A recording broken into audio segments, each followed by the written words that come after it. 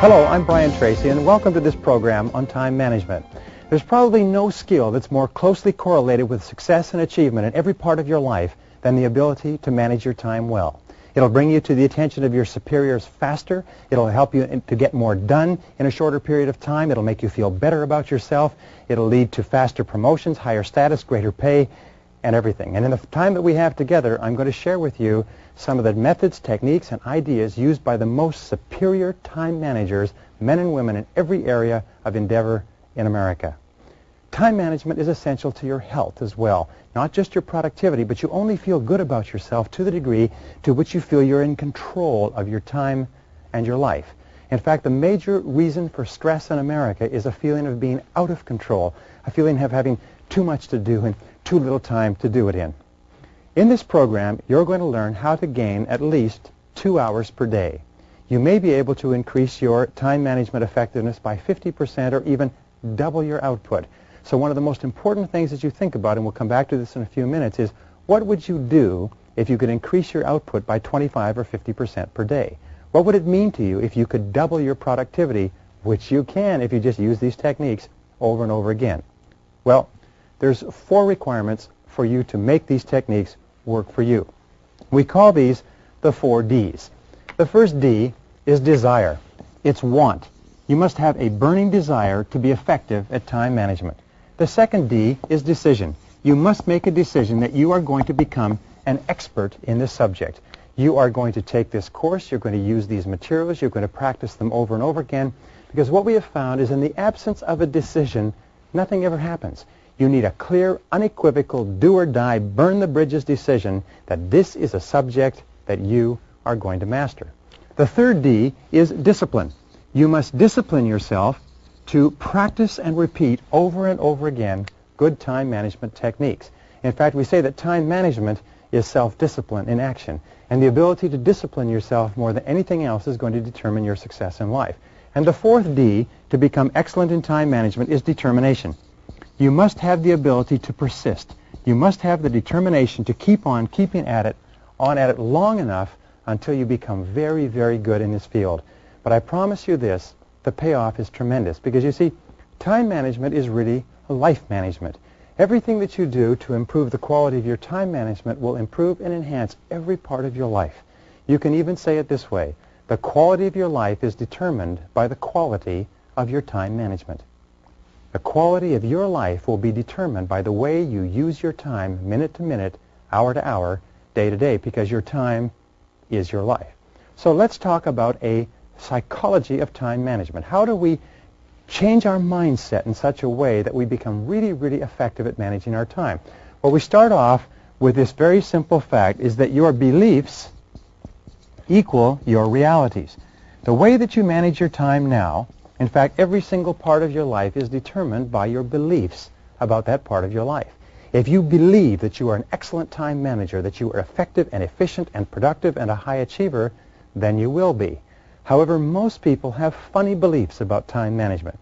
Sometimes they believe they're good at it when they're not, but mostly they believe that if you manage your time too well, you are not as spontaneous or as natural, as normal. The fact of the matter is, the better you manage your time, the more you can be completely spontaneous and free. So the starting point of a psychology of time management is number 1, is to recognize that your time equals your money, and your time and money equals your life.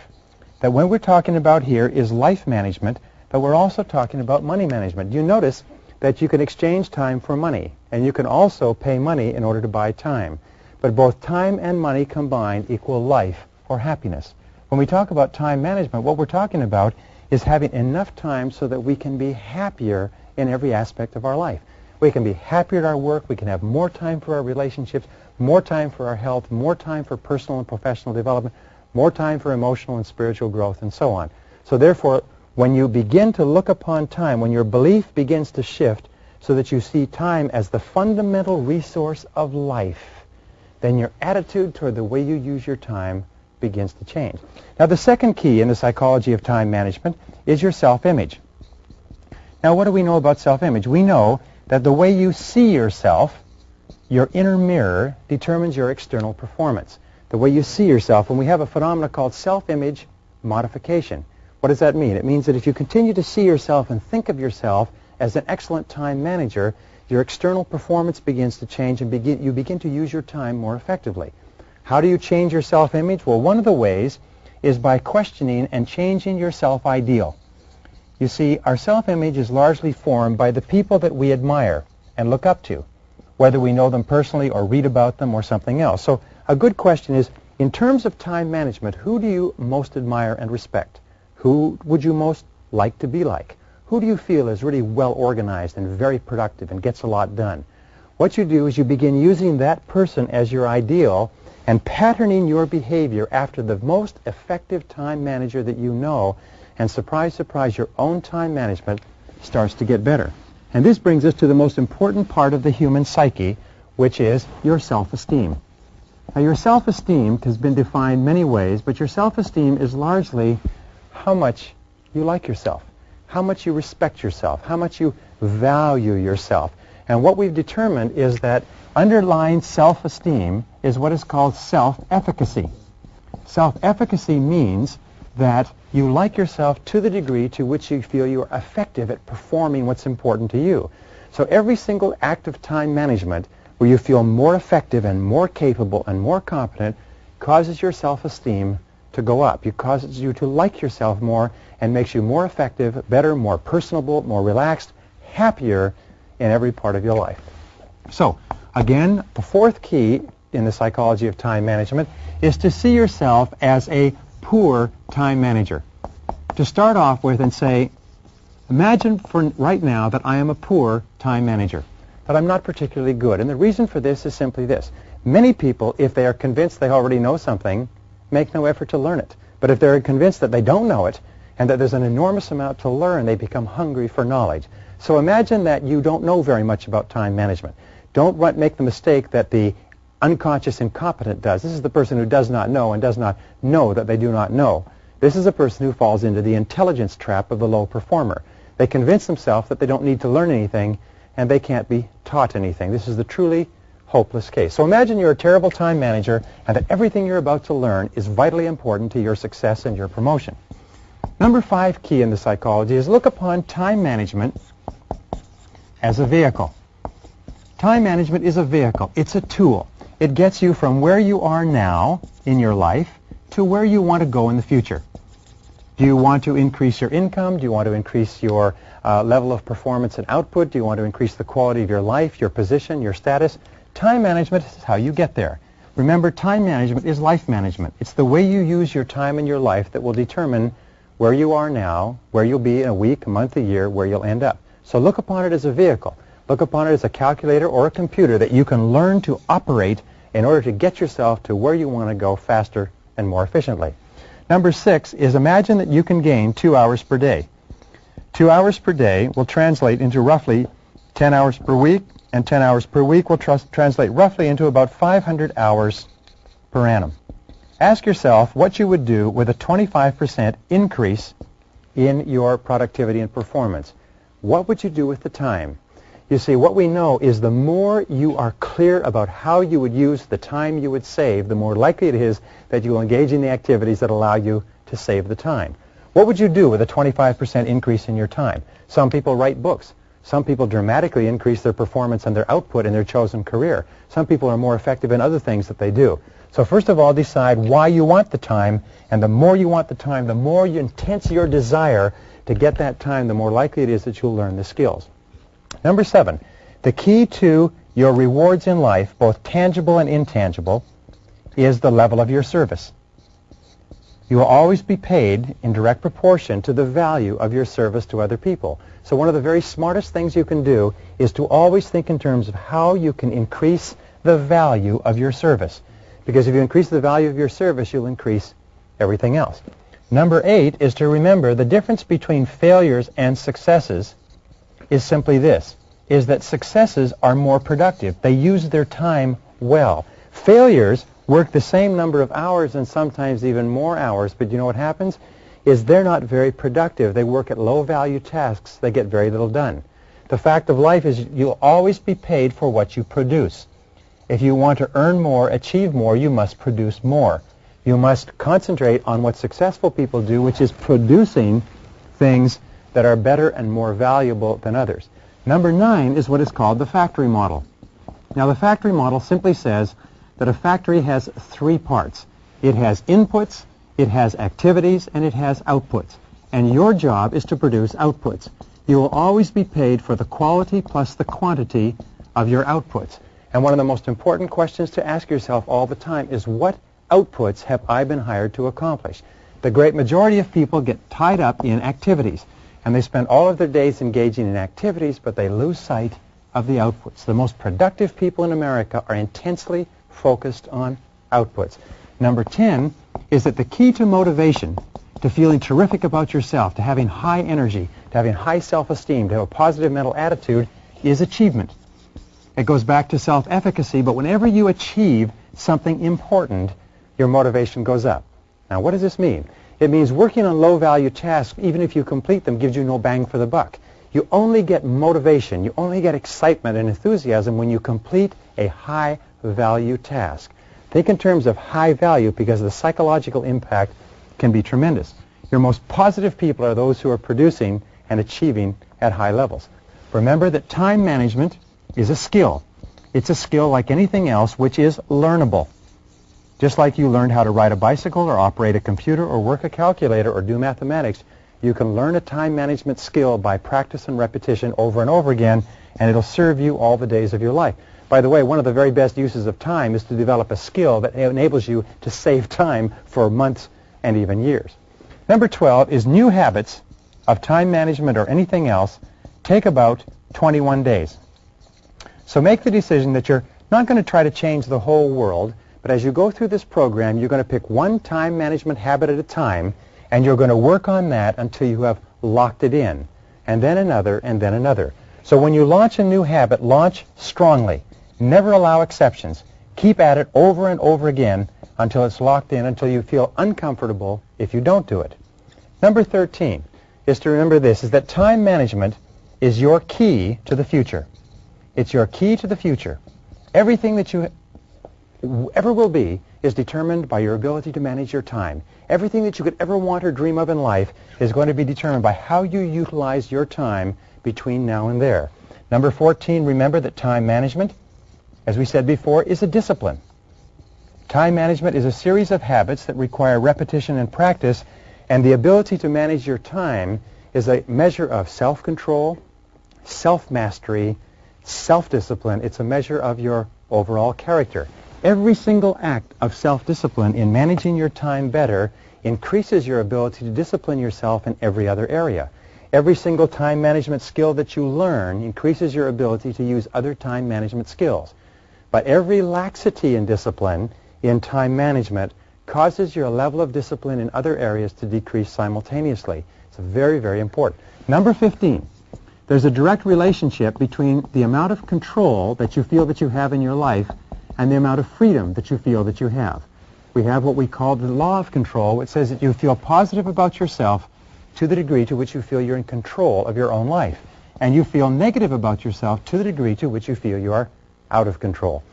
We say that you have the same sense of freedom. The more you feel in control, the freer you feel, and the more is your positive mental attitude. You feel more positive about yourself to the degree to which you feel you're in control, and you feel negative, you have a negative mental attitude to the degree to which you feel you're out of control. And time management gives you control. Number 16, remember the only time you'll ever have is now. Don't worry about the past. Discard past labels with regard to time management. Focus on today, this hour, this minute, and manage your time now, and the future will take care of itself. Number 17, remember the key to leadership is 2 things. The first is performance. The key to leadership is the ability to get the job done. And the second part of leadership is results. Intense result orientation. Number 18, we're getting to the end, is set a good example. Imagine yourself as a role model for others. One of the very best ways to teach yourself time management is to look upon yourself as a role model. And number 19, remember this: the greatest motivator for becoming good at time management is that there are high payoffs involved. High payoffs in terms of earning more money, feeling more satisfied, being happier, having higher levels of self-esteem, feeling terrific about yourself, coming to the attention of your superiors. When you become excellent in time management, your future is literally guaranteed.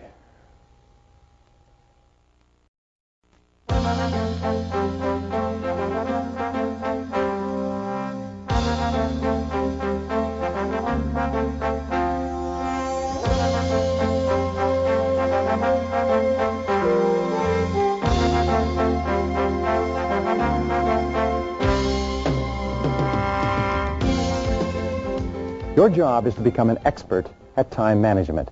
And to become an expert at time management means that you have to become excellent at setting very clear goals and objectives for every area of your personal and especially your work life.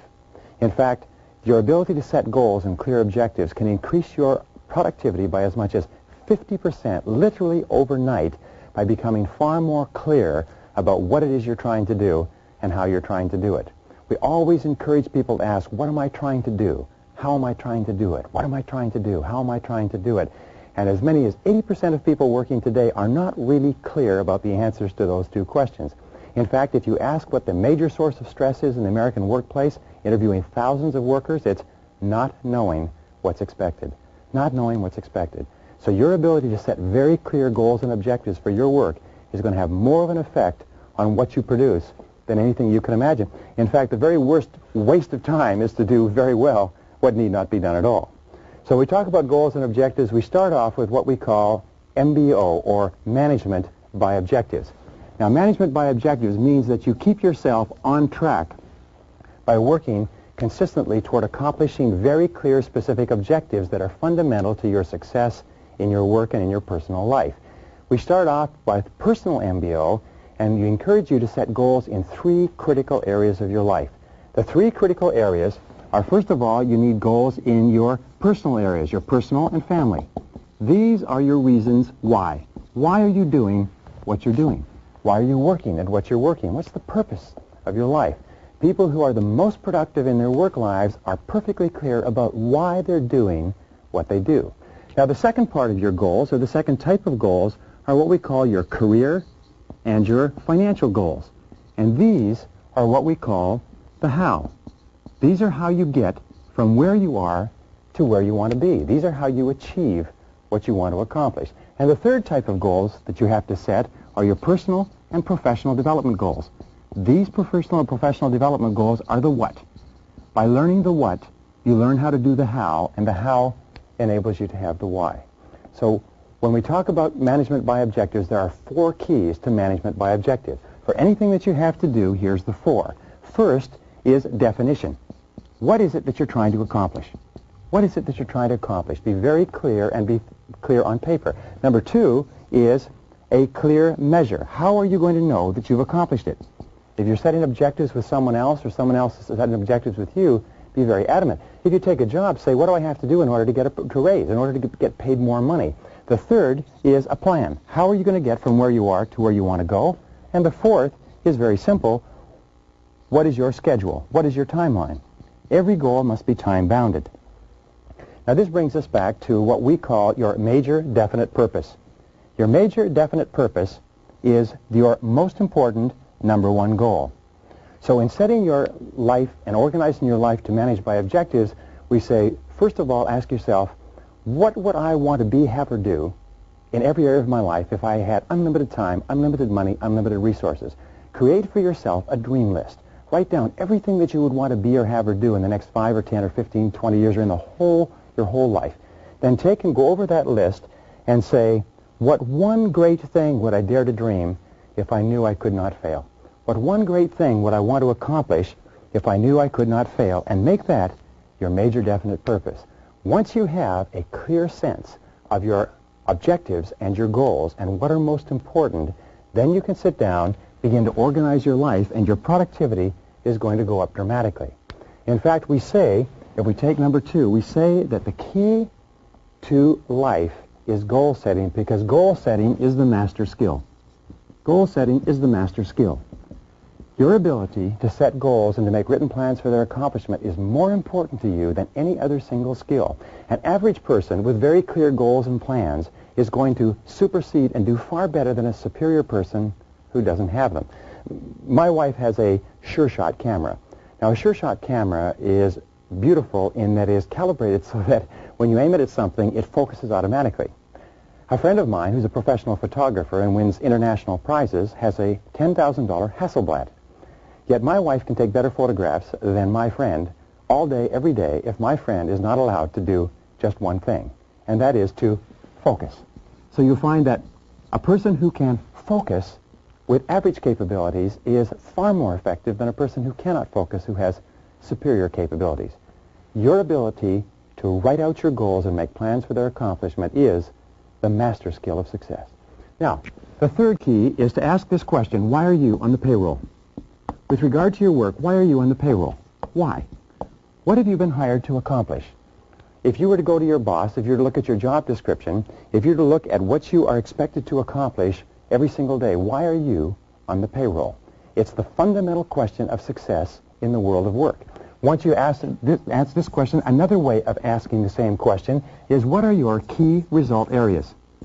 You have been hired to achieve a variety of results. What are your key result areas? The ability to clearly establish key result areas is to look at all the things that you have to do and pick your number one key result area, your number two key result area, and so on, is the essence of high performance. So what are your key result areas? Why have you been hired? What are you on the payroll for? What can you and only you do that, if done really well, will make a real difference? Now, number 5 is, what are your core functions? Again, a part of managing by objectives and setting goals is to clearly define your core functions. Your core functions are the functions upon which everything else you do depends. If these are done extremely well, then everything else is secondary to it. For example, the core function of a salesperson may be seeing qualified prospects and making presentations. If the salesperson does that, then the sales, the orders, the implementation, the service, the revenues, everything else will take care of that.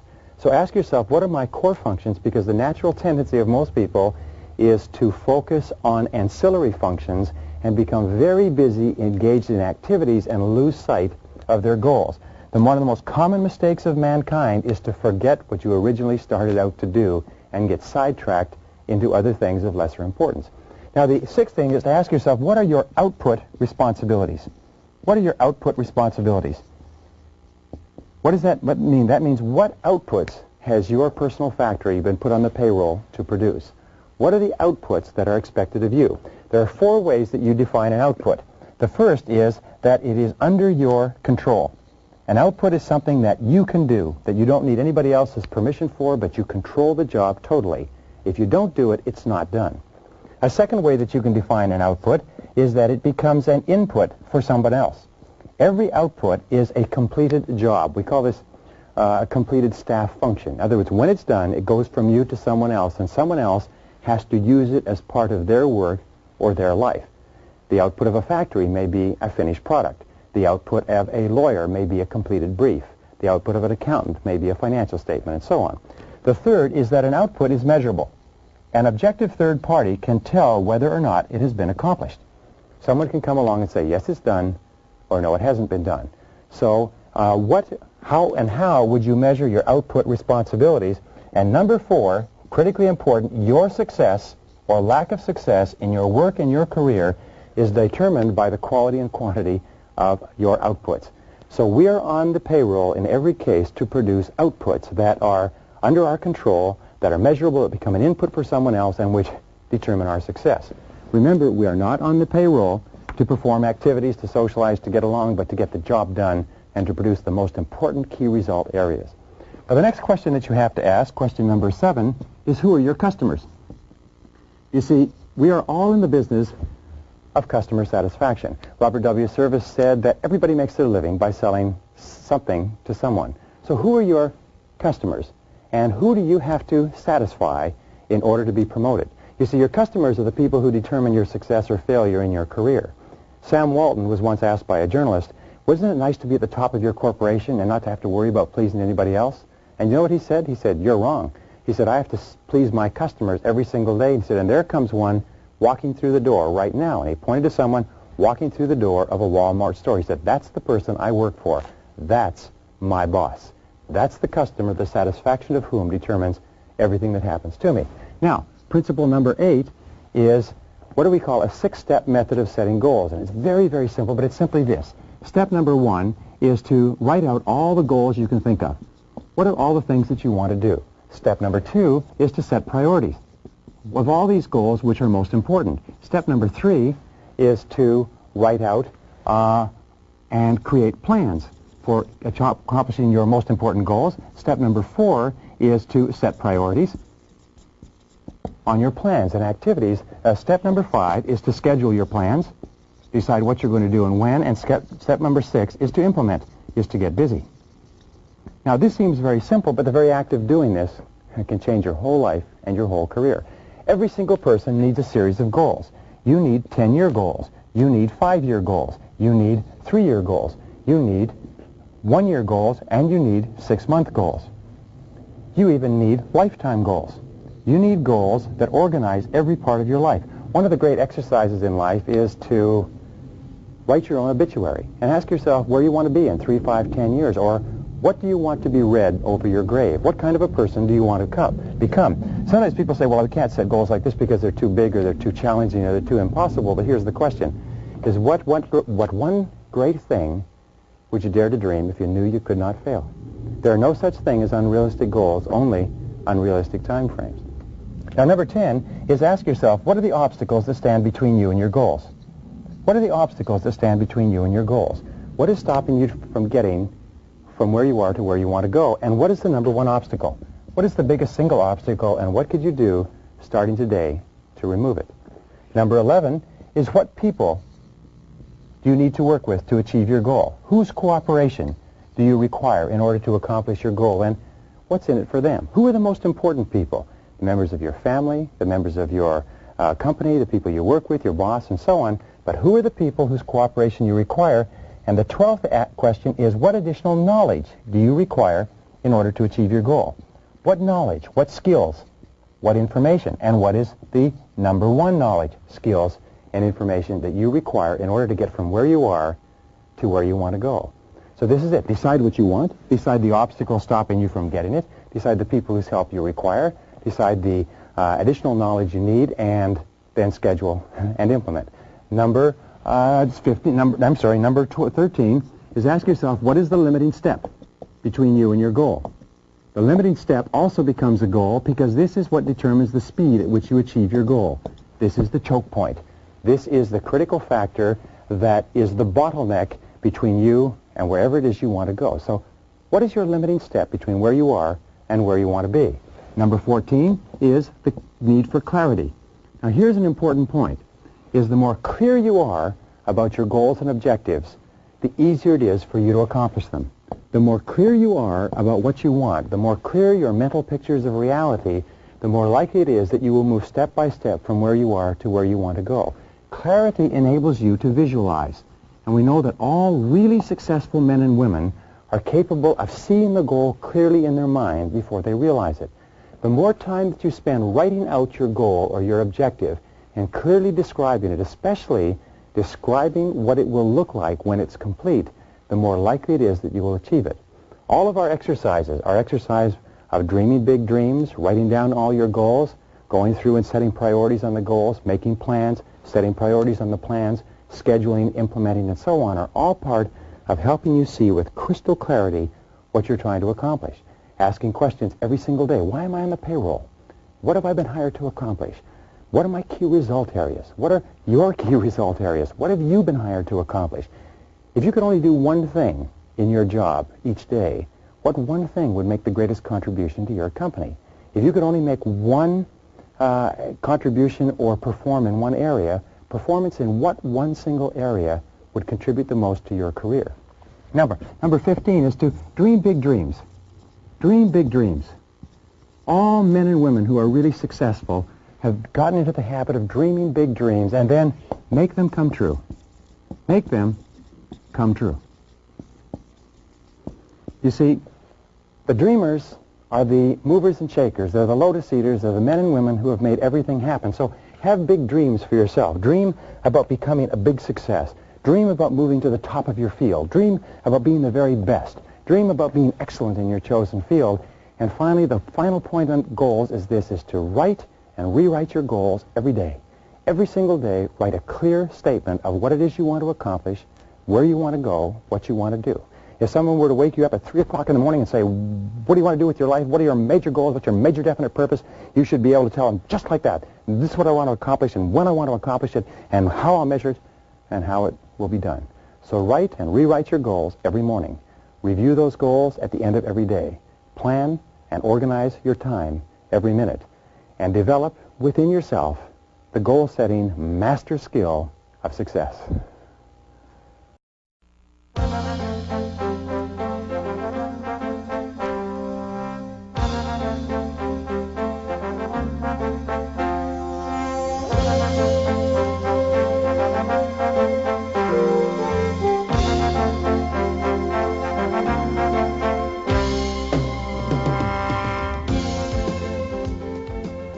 Once you have clear goals and priorities organized in order of importance, your ability to set priorities and to stick to those priorities is absolutely essential to your personal and professional effectiveness.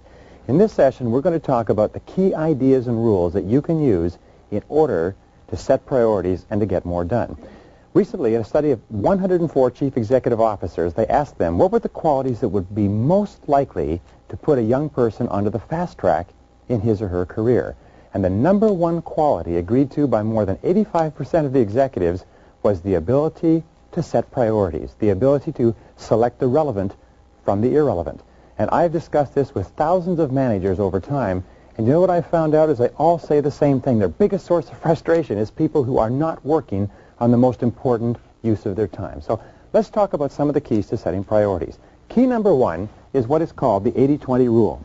Now, everybody's heard about the 80-20 rule. It's called the Pareto principle. It was developed by an Italian economist named Vilfredo Pareto in 1895, and what he discovered is over a large enough number of samples that 20% of what you do accounts for 80% of your results.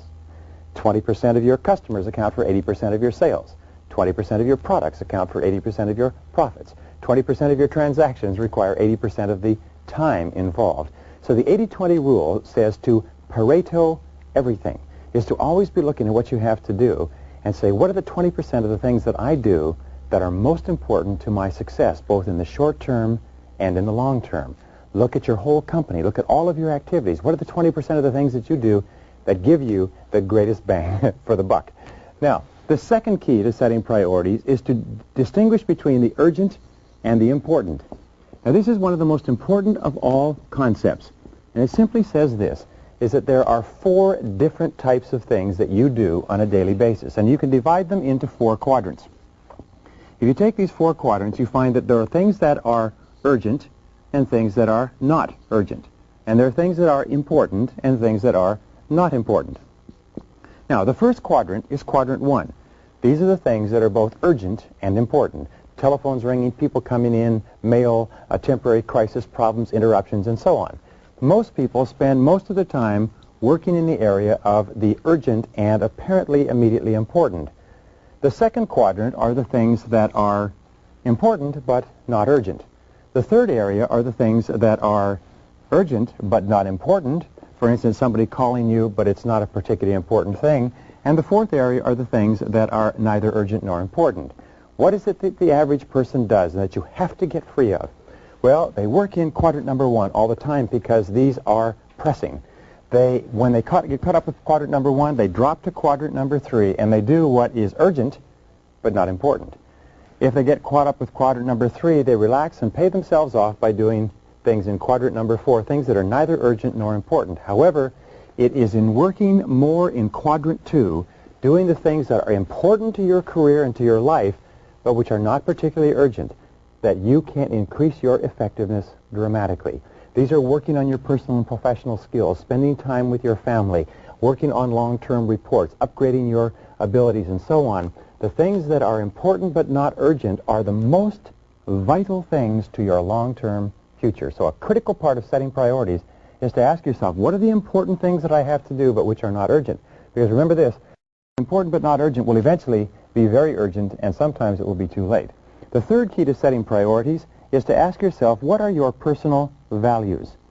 One of the things that we know is you always have to be working at goals that are congruent with your values. So when we talked about goals, we talked about what are your most important goals. With regard to values and priorities, you have to say, what is most important to me? What do I believe in? What do I stand for? Why am I doing what I'm doing? And you'll find that high performance comes when your goals and your values are congruent, and low performance comes when your goals and your values clash with each other, when you're working at something that is inconsistent with what is really important. And this brings us to number 4 key in priorities. What are your unique strengths? Again, when we look at the most effective men and women in our society, we find that every one of them has taken the time to think through what they are particularly good at. What are you particularly good at? What are the strengths and abilities that have led to your success in life to date? What is it that you do easy that comes difficult to other people? What are you especially good at doing? Leaders are those who deploy themselves carefully and they only work in areas where they can employ their unique strengths to their highest levels of excellence and distinction. So question number 5 is, looking around you, what are you better at than other people? Of all the things you do, what are you better at? What are you really good at doing? Where do you make a significant contribution in your work? And where could you become better in order to make an even greater contribution to accelerate your career even faster? Now, number 6 is what we call your area of mastery. We have to ask yourself this: what is it that you can become really outstanding doing? One of the things we know is that high-performing men and women are very, very good at one or a few things, and they do more and more of those, and mastery, competence, leads to high productivity. What is a top priority with regard to the spending of your time? I'll tell you what it is. It's spending time becoming better at the things that are most important that you do. Spending time learning how to be really, really good at the critical things you do can lead to payoffs that are absolutely extraordinary. Remember, the top 1 or 2 or 3% earn 5 or 10 or 20 times the average because they're very, very good at a couple of things. So one of the ways that you set priorities, saying, what could I become really good at? Number 7 is ask, what are your high-value activities? What are your high-value activities? What are the things that you and only you do in your area of operation, your work, your responsibilities, that really contribute high payoff to your company? Your high-value activities are the answers to the question, why am I on the payroll? What have I been hired to accomplish? What are my key result areas? And here's an important point. Never give in to the temptation to do small things first. Never give in to the temptation to clear up little things when you still have valuable things to do. Number 8 is, how do you use the ABCDE system in order to dramatically increase your ability to produce? Well, the ABCDE system is taught in all time management courses and basically says this, is that your A jobs are your must jobs. There are serious negative consequences if you don't do these things. Your B tasks are your should jobs. They're important, but the negative consequences for doing them are not that serious. Your C jobs are the things that are nice to do. And we have a concept called completion by deletion. Completion by deletion means delete the things that are nice to do so you have more time to work on the A's and B's. The D tasks are the tasks that you delegate, and the E tasks are the tasks that you eliminate. Now, eliminating tasks is one of the fastest ways to increase your productivity. So you ask yourself, what are the things you can eliminate? What are the things you can delegate? What are the things you can delete? And you'll find that your A task will almost invariably be the 20% of things that will account for 80% of what you do. Number 9, and this is the key question in time management. Always ask yourself, what is the most valuable use of my time right now? What is the most valuable use of your time right now? Most important question in time management. It keeps you on track, keeps you working steadily in the direction of your highest capability to perform. Keep asking, what's the most valuable use of my time right now? Then do only that thing. This brings us to priority setting idea number 10 is do the right things rather than doing things right. As we said before, the very worst thing in the world is to do very well what need not be done at all. And if it's not worth doing, it's not worth doing right. So do the right things. How do you do the right things? You go through this process and you keep asking yourself, what are the things that I must do? What are the things that have the greatest possible consequences? What are the things that account for the 80% of the value of the things that I do? And do the right things rather than the fun things, the easy things, the convenient things. Key number 11 to setting priorities is to do first things first. And stay with those things until they're complete. Do first things first. And stay with those things until they're complete. Do first things first and second things not at all. Now, the 12th key to setting priorities is the quality of courage. The quality of courage is the indispensable quality of leadership, and it means to have the courage to put off doing the things that are of low contribution and focus your mind, your time, your attention on doing the things that make the greatest contribution. It takes a lot of courage to set priorities and to stick to it. But each time you do, it develops the quality of courage. This leads us to number 13, which requires courage, and it is the establishment of posteriorities. You see, if you're going to set priorities, you also have to set posteriorities. The basic rule is this, is you can't start doing one thing unless you stop doing something else. What you have to do is you have to discard the past. You have to say, what are the things I'm going to stop doing? The people I'm going to stop associating with, the jobs I'm going to stop working on, and you have to establish them as posteriorities that may or may not have been relevant in the past, but which are not relevant to the future. They are not important in their consequences. Number 14 in setting priorities, always choose the future over the past. Always choose the future over the past.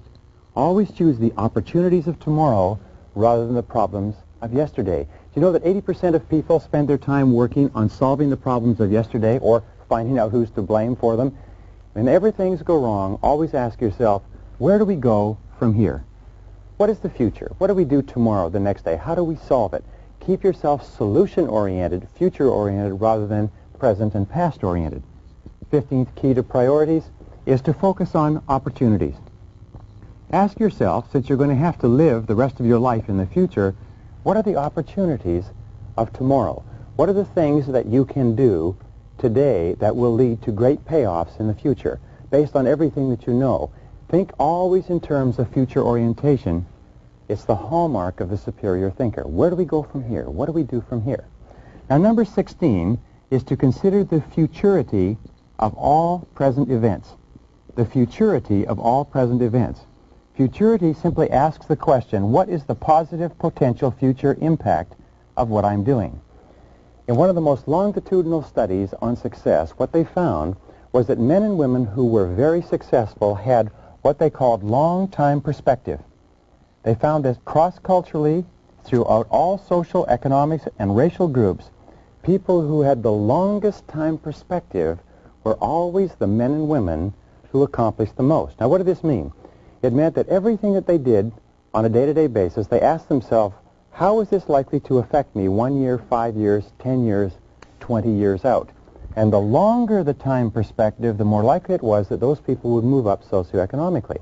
They also found that people who had short time perspective, people who were only thinking about how these things would affect them today, people, if you like, were always looking for the things that were fun and easy rather than the things that were long-term and required tremendous discipline and were hard but had long payoffs. The people who concentrated on the short term were always the least successful people. The people with the long time perspective were the most successful. Remember, success, by the way, is an attitude. And the critical attitude that you need to develop to be a great success in your life is to think in terms of the long term. Practice delayed gratification. Work hard today in order to enjoy the benefits tomorrow. And one of the ways of setting priorities is saying, what is the most important use of my time right now with regard to the long term, and then do that. Number 17, remember this, there's always enough time to do the important things. We say there's never enough time to do it right, but there's always enough time to do it over. The fact is there's always enough time to do the important things. A person says, I don't have enough time, is a person who has really not thought. So ask yourself this question. What would you do with your time if you only had 6 months to live? What would you do with your time if you only had 6 months to live? You would find that your mind would become wondrously clear, as Samuel Johnson said, and it would be very clear to you what is really, really important. An exercise we put our people through in our seminars, we say, what would you do if you only had 6 weeks to live, or 6 days or 6 hours or 60 minutes. You see, when you begin to really look at your life, you'll find that there's always enough time to do the important things, but the critical thinking skill is to look at your work and do what Thomas J. Watson said, founder of IBM, think. Think about your work before you begin. Think about your work before you begin. Now, number 18 is to always be upgrading and downgrading your posteriorities and your priorities. You see, something which was very, very important to do today or yesterday may not be important tomorrow. So always be asking yourself, what are my priorities today? What were they yesterday? What need I do more of? What need I do less of? We have a natural tendency to do what is fun and to do what is easy. We have a natural tendency to do what is small and irrelevant because it's enjoyable. But the key to success is to be upgrading some tasks and downgrading the others. And finally, number 19, a key question. We call it the 1-month question. With regard to your work, ask yourself every single day before you begin this simple question. And the question is, if you were called away for an entire month and you had to leave tomorrow, what one thing would you get done before you left? Once you've written that down and thought about it, then ask yourself, if you had just enough time to do one more thing, what would it be? And then write down that. And if you do this, you'll be working on your top priorities all.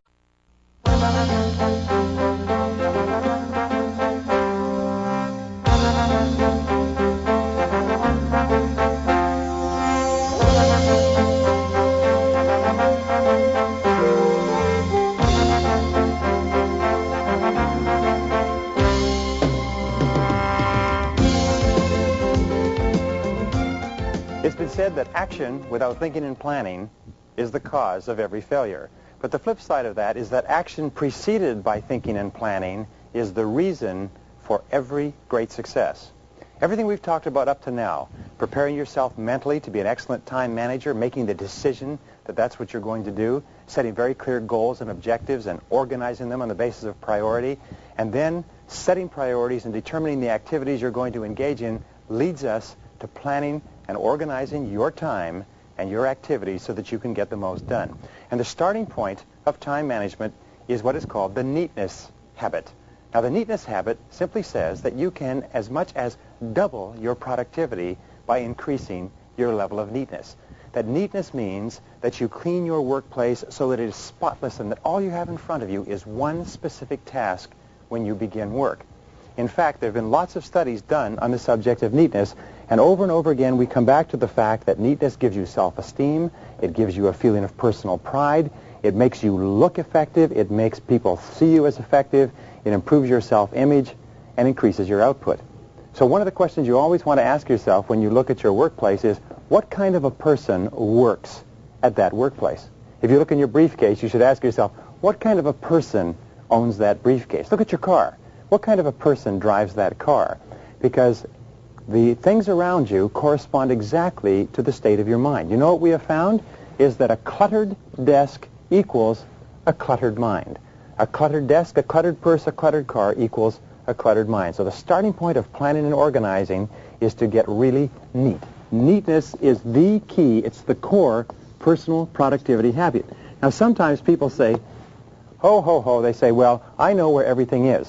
Do you know what we have found? We have found that the person is spending so much of their mental capacity keeping what is lost organized and remembering where everything is that they don't have as much of their mental capacity available to do the work that they're paid for.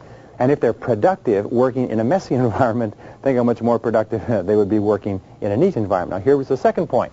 Is in a recent study, 50 out of 52 senior executives said they would not promote a person with a messy desk or a messy work environment. They said that they would not even give that person important responsibilities because they would not trust the person to do the job well. In fact, the tendency to work in a messy work environment can actually sabotage your profession because it holds you back from getting the opportunities that you need to be really successful. So, here is a rule. The rule in personal neatness is when you're done, put it away. Whenever you're done with anything, put it away.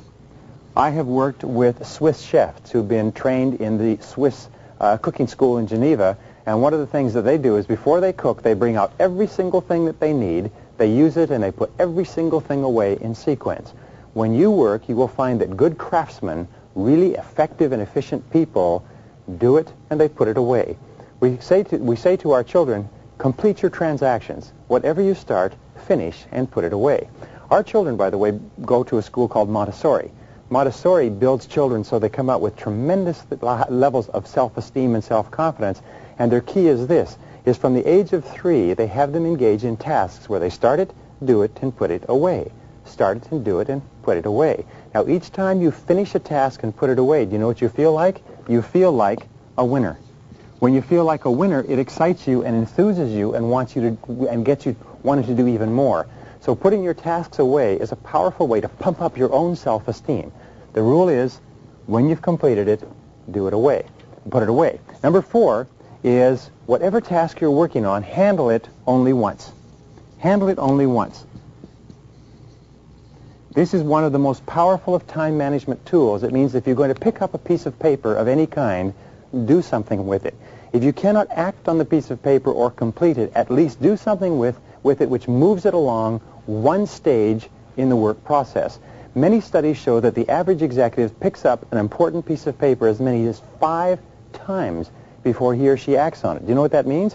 It means that you increase the amount of time necessary to deal with a piece of paper by as much as 500% by simply avoiding dealing with it when you pick it up the first time. So here's a very simple, powerful system that's been developed with regard to papers, and it's called the TRAF system. The TRAF system has 4 letters, T-R-A-F. T stands for toss. Put it in the wastebasket. Tossing is one of the most powerful things that you can do. Ask yourself, what would happen if I couldn't find this piece of paper again? Do I really need this piece of paper? Does it need to be filed?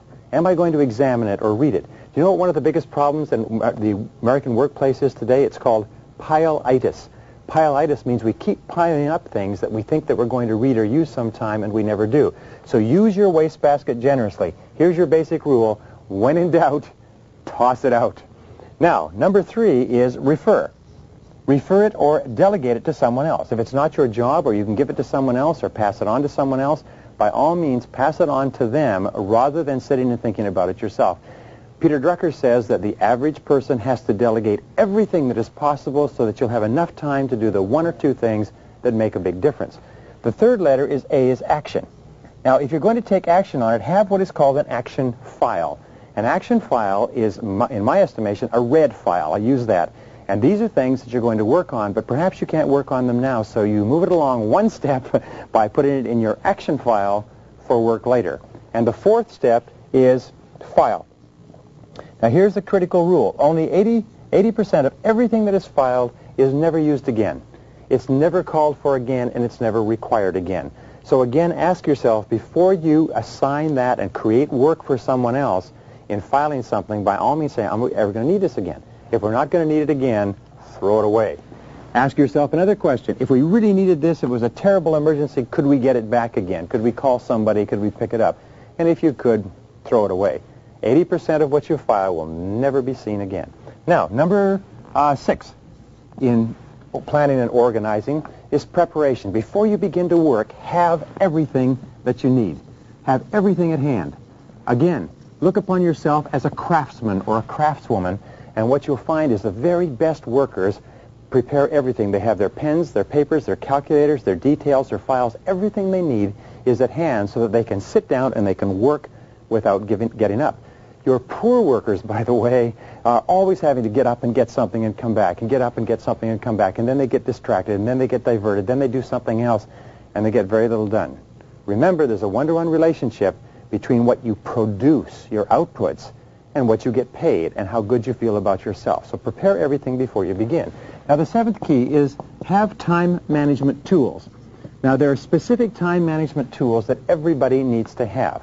The first time management tool is what is called a master list. Now, you can create a master list just by buying a spiral notebook.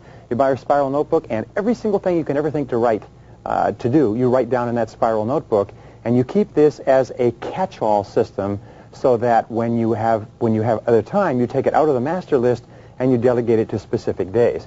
The second thing that you need is a calendar. You need to be able to organize your time. And the third thing you need tied into the calendar and the master list is a daily list. Now, your daily list is actually your blueprint for the day. Your daily list is what tells you what you're going to do from the beginning of the day to the end of the day, and your daily list is tied into your goals, to your major priorities, and is what you do your A, B, C, D, E's and your 80-20s on. So a daily list is the foundation or the blueprint for your productivity during the course of the day. Now, here's the rule with regard to the daily list. First of all, never work without a daily list. Second of all, prepare your daily list the night before so that your subconscious can work on it the night before, during the night while you're asleep. Now, the 8th key here is the 45-file system. So you'll never forget anything again. The 45-file system says get yourself 45 hanging files. Hanging files have 31 files which equal days of the month. They have another 12 files which equal months of the year, and there is another 2 files which equal years. This equals a total of 45 files. Then what you do is you have something coming up in a few months, very simple, you simply stick it into that month. When that month comes, you take it, you divide it up into days. If it's 2 years ahead, you divide it into years, and you'll never forget another task. Now, number 9, key to success is work nonstop. Once you get started, work nonstop. Put your head down and say, I will work now, and put your head down and keep on working until you get it done. You can set yourself, as we say, little rewards. Give yourself a reward for completing the task. Train yourself like a Pavlovian dog, and avoid the tendency, by the way, to fall into what is called Parkinson's law, where that work expands to fill the time allotted for it. You concentrate on getting the work done in a smaller period of time rather than allowing the work to expand like an accordion to fill the time that you have necessary. Number 10 key to planning and organizing, remember that planning saves 4 minutes for every 1 minute that you spend in planning. Very often people will say, well, I don't have time to plan. I really don't have the time to plan because I'm so busy. What we have found is that it's very hard to spend more than 10 or 12 minutes a day planning in advance, making out a list, organizing the list by priority, and organizing your workplace. But for every minute that you invest in planning, you'll save 4 in execution. Sometimes you'll save 10 or 20 or 30, but what this means is that you can get a 400% to 500% return on energy, return on your energy invested by planning. Number 11, use a organized filing system. Now here's an interesting point. Many filing systems are so poor that it takes the average executive in the average company 30% of their time looking for lost files. 30% of the time in the average organization is spent looking for misplaced items that have been lost somewhere. So what you need is a filing system, and the simplest of all is an alphabetical, an ABC type of system, where every file is listed alphabetically, and second to that you need a Rolodex. If you're at home, you need the same little system. You can buy a Rolodex in any stationery store, and what this does, it shows you alphabetically where each file is. So therefore, when you create a file, you create a card in your Rolodex that tells you where you can find the file. The basic rule is the rule of 5. It says that you should be able to retrieve any file in your office, any piece of paper within 5 minutes, or you are suffering from malorganization. Number 12 is what is called prime time. Now, one of the keys to planning and organizing is prime time, and there's 2 types. There's both internal prime time and there's external prime time. Internal prime time is when you are at your best. Organize the most important things that you have to do in the course of a day when you feel the best, usually in the morning. But some people are best in the afternoon, some people are best in the evening. Some people work at the very best first thing in the morning at 5 or 6 a.m. So what is your internal prime time where you are the most productive? Second of all, ask what is the external prime time. This is where your customers, where your boss, where your staff are most accessible and available. If you're in sales, your external prime time is when you can see your customers. If you are in any particular profession where your customers are accustomed to seeing you at a certain time, this is your external prime time that you need to plan and organize your life around. But see if you can't coordinate both your internal and your external prime time. Number 13 idea is what is called your to-do list. Now, we talked about the daily list, and this is just a slight expansion on it, but what it says is this, is that people who work from lists are 25% more productive than people who do not work from lists. Never do anything without writing it down on your to-do list. If you're going to go shopping, make a list. If you're going to go to the office, make a list. The most productive time managers in America are inveterate list makers. Make it to the point where people make fun of you, but always be working from a to-do list. Never start work, even on your action file or anything else, without making a list first, organizing the list, and starting on the most important item in the list. Number 14 idea is what is called the 30% rule. The 30% rule is always allow yourself 30% more time than you expect for any task. You'll find that very productive people are not people who are in a panic or working very hard. They are people who have allowed themselves enough time to do the job and to do it right. Never plan your appointments back to back, one after another. Estimate how much time it will take you and then give yourself 30% more. You'll be amazed at how much more productive you are. Number 15, remember this, is that planning reduces stress. One of the greatest problems that we have in the workplace today is stress, and the primary reason is because we feel out of control of our work and out of control of our environment. Remember, the very best way to get yourself into control is to plan and organize your work in advance. The most effective and productive people are those who have the very best plans and are working the plans. And finally, number 18, remember this, practice makes perfect. Practice makes perfect.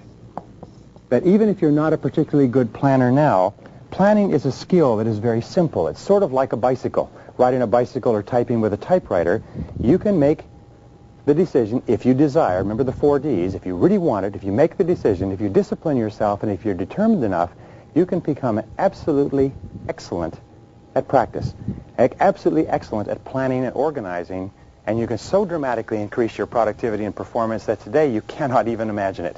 Give it a try.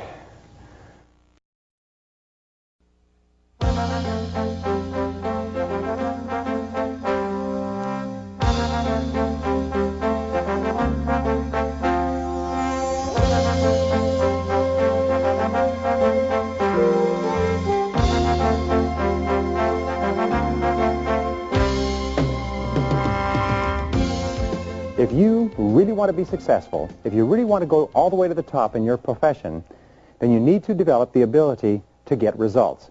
In every single study of high-performing men and women, we find that intense result orientation goes hand in hand with big payoffs in life.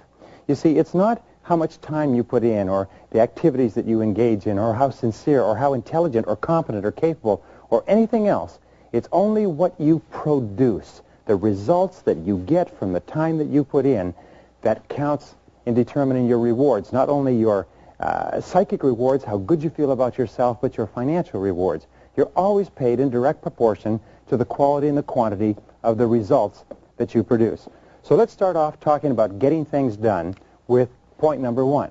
Point number 1 is that your rewards in life will always equal your results.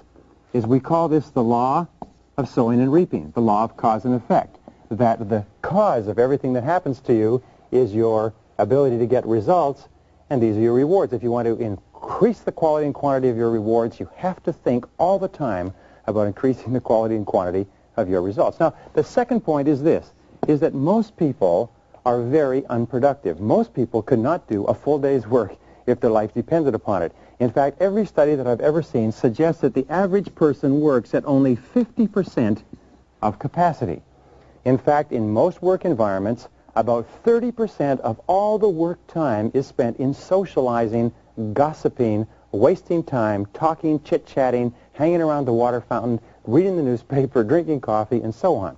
What does it mean to you?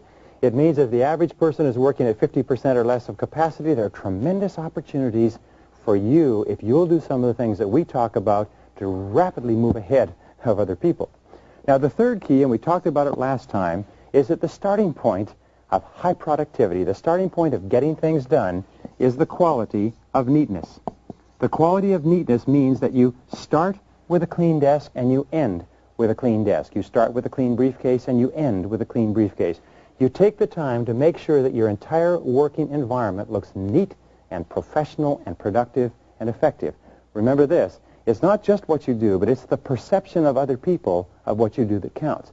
I read a story by a self-made millionaire who said that he built 5 successful companies, and one of their critical rules was that every single person kept a clean desk.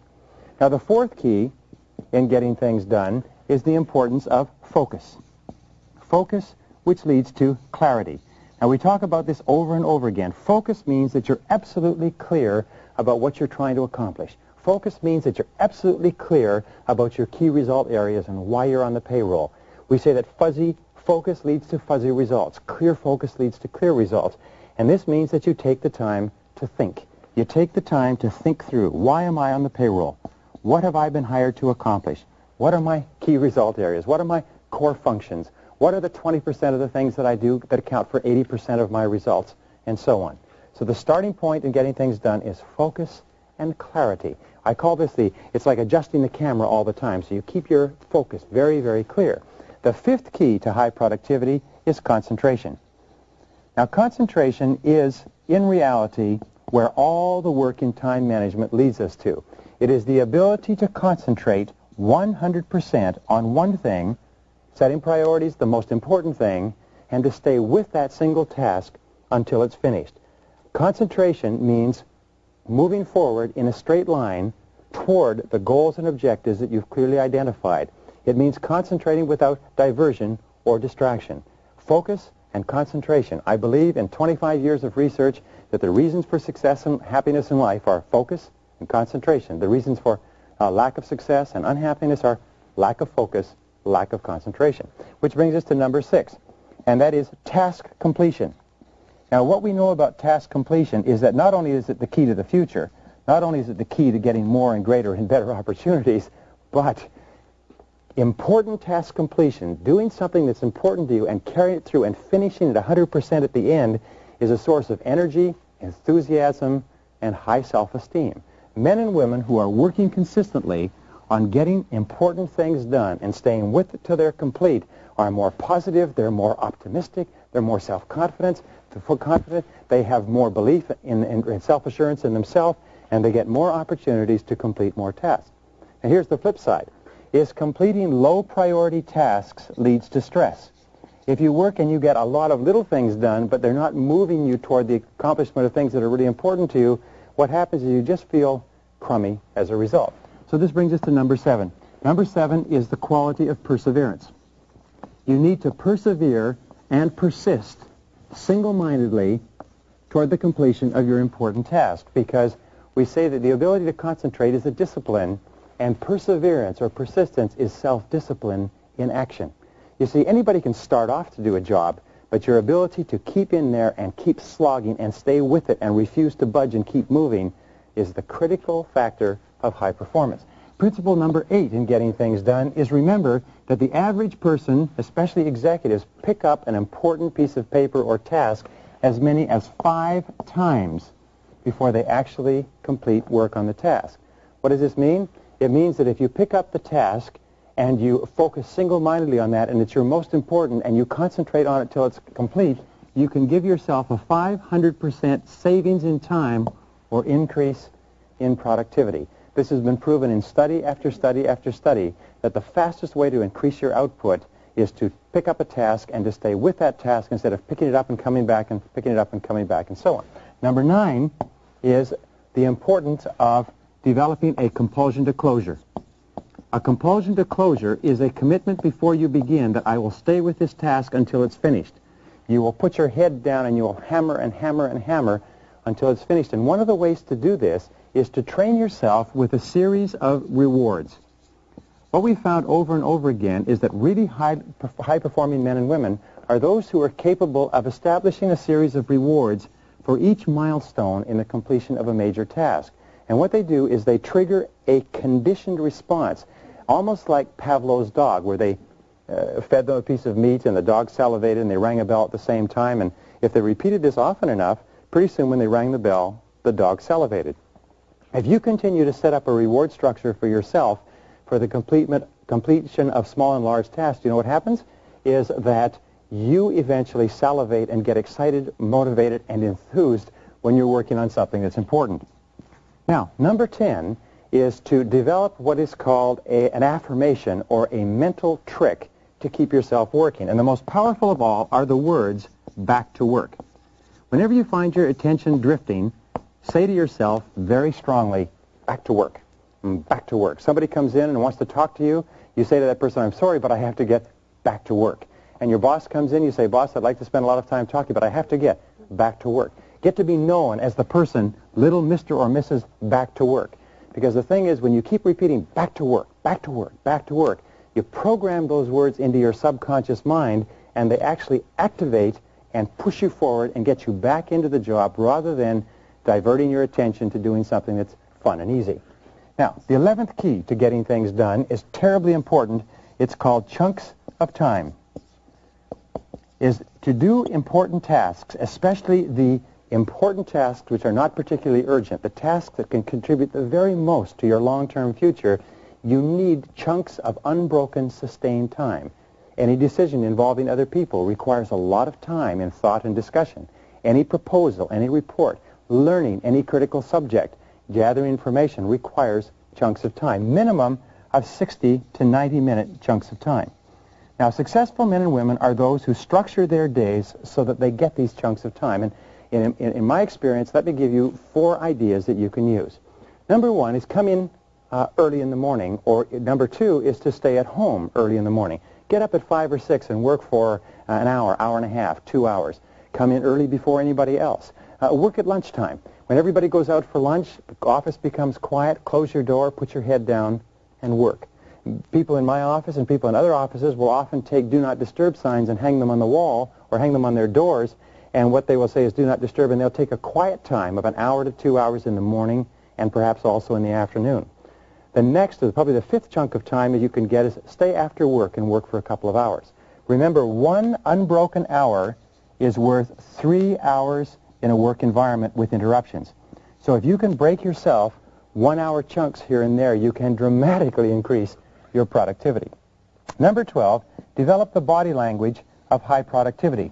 What we have found is that there is a certain physiology. In other words, if you sit up straight and erect and strong and clear-eyed and move forward on your chair and sit up to your desk with your back straight, it's very hard not to be productive. But if you lean back, if you slump down, if you put up your feet, you find your whole body relaxing too. So develop and maintain the body language or physiology of high performance. Number 13 key to getting things done is called single handling. Now, single handling is probably one of the most important time management techniques ever developed. It simply says that when you pick up a task, don't pick it up unless you're ready to stay with it and to work on it until it's finished. And once you pick it up, discipline yourself, force yourself to stay at that task and stay at that task and keep at it until the task is done. In fact, the studies show that you will increase your overall output and productivity by 50% the very day that you begin adamantly single-handling every single task. Single-handling comes from several studies. It is the ultimate expression of concentration in work, and it's absolutely outstanding. Number 14 is concentrate on those areas where superior performance will bring outstanding results. Concentrate on those areas where superior performance will bring outstanding results. Concentrate on those areas where you can really make a difference. Ask yourself this question: what can I, and only I, do that if done really well will make an extraordinary contribution? Ask yourself, what can I and only I do that if done really well will make an extraordinary contribution to my work, to my life, to my company, to my health, to my happiness, to my future, to my finances? But always concentrate on the 1 or 2 small areas where if you do a terrific job, it makes a tremendous difference. We say in marketing, fish for whales. If you're in marketing or sales, ask yourself, what customers, if we could get them, what sales, if we could get them, would make an extraordinary difference to the success of our companies. And concentrate on the whales, the areas of greatest opportunity and possibility in your work and personal life. The 15th key is concentration of power.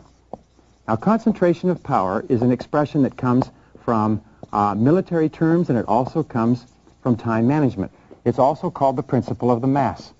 And what it says is that you take all of your resources and you put all your resources together and you concentrate them single-mindedly on a single point. In fact, you'll find that every extraordinary achievement in the history of mankind has come about as the result of an individual or group of individuals being able to concentrate their powers into the critical point where that makes all the difference. So concentration of power is a habit of mind. Where and in what way can you concentrate your power to achieve the very most? Number 16 is always concentrate on strengths. According to Peter Drucker's work on effectiveness, one of the top 5 management techniques for effectiveness is to concentrate on strengths rather than on weaknesses. Now here's an important point, is you have, as an individual, specific strengths and potentials that if you develop them to their full extent, you can accomplish anything you want in life. You also have a lot of weaknesses. People are pits, mountains and valleys. People have a lot of weaknesses where there are things that they can't do particularly well. They also have peaks where there are things that they do extraordinarily well. So your first job is to look at yourself and say, what are my particular strengths? What are the strengths that I have where I can make the most significant contribution to my life? Then you ask, where can I make the most significant contribution to my company? Where can I make the most significant contribution to my family and to my long-term future? Then you say, what are the significant opportunities in my work environment? What are the significant opportunities for increasing revenues and decreasing costs? What are the significant strengths of other people? And how could those people be deployed usefully? There's a basic rule that says that a weakness is merely a strength inappropriately applied.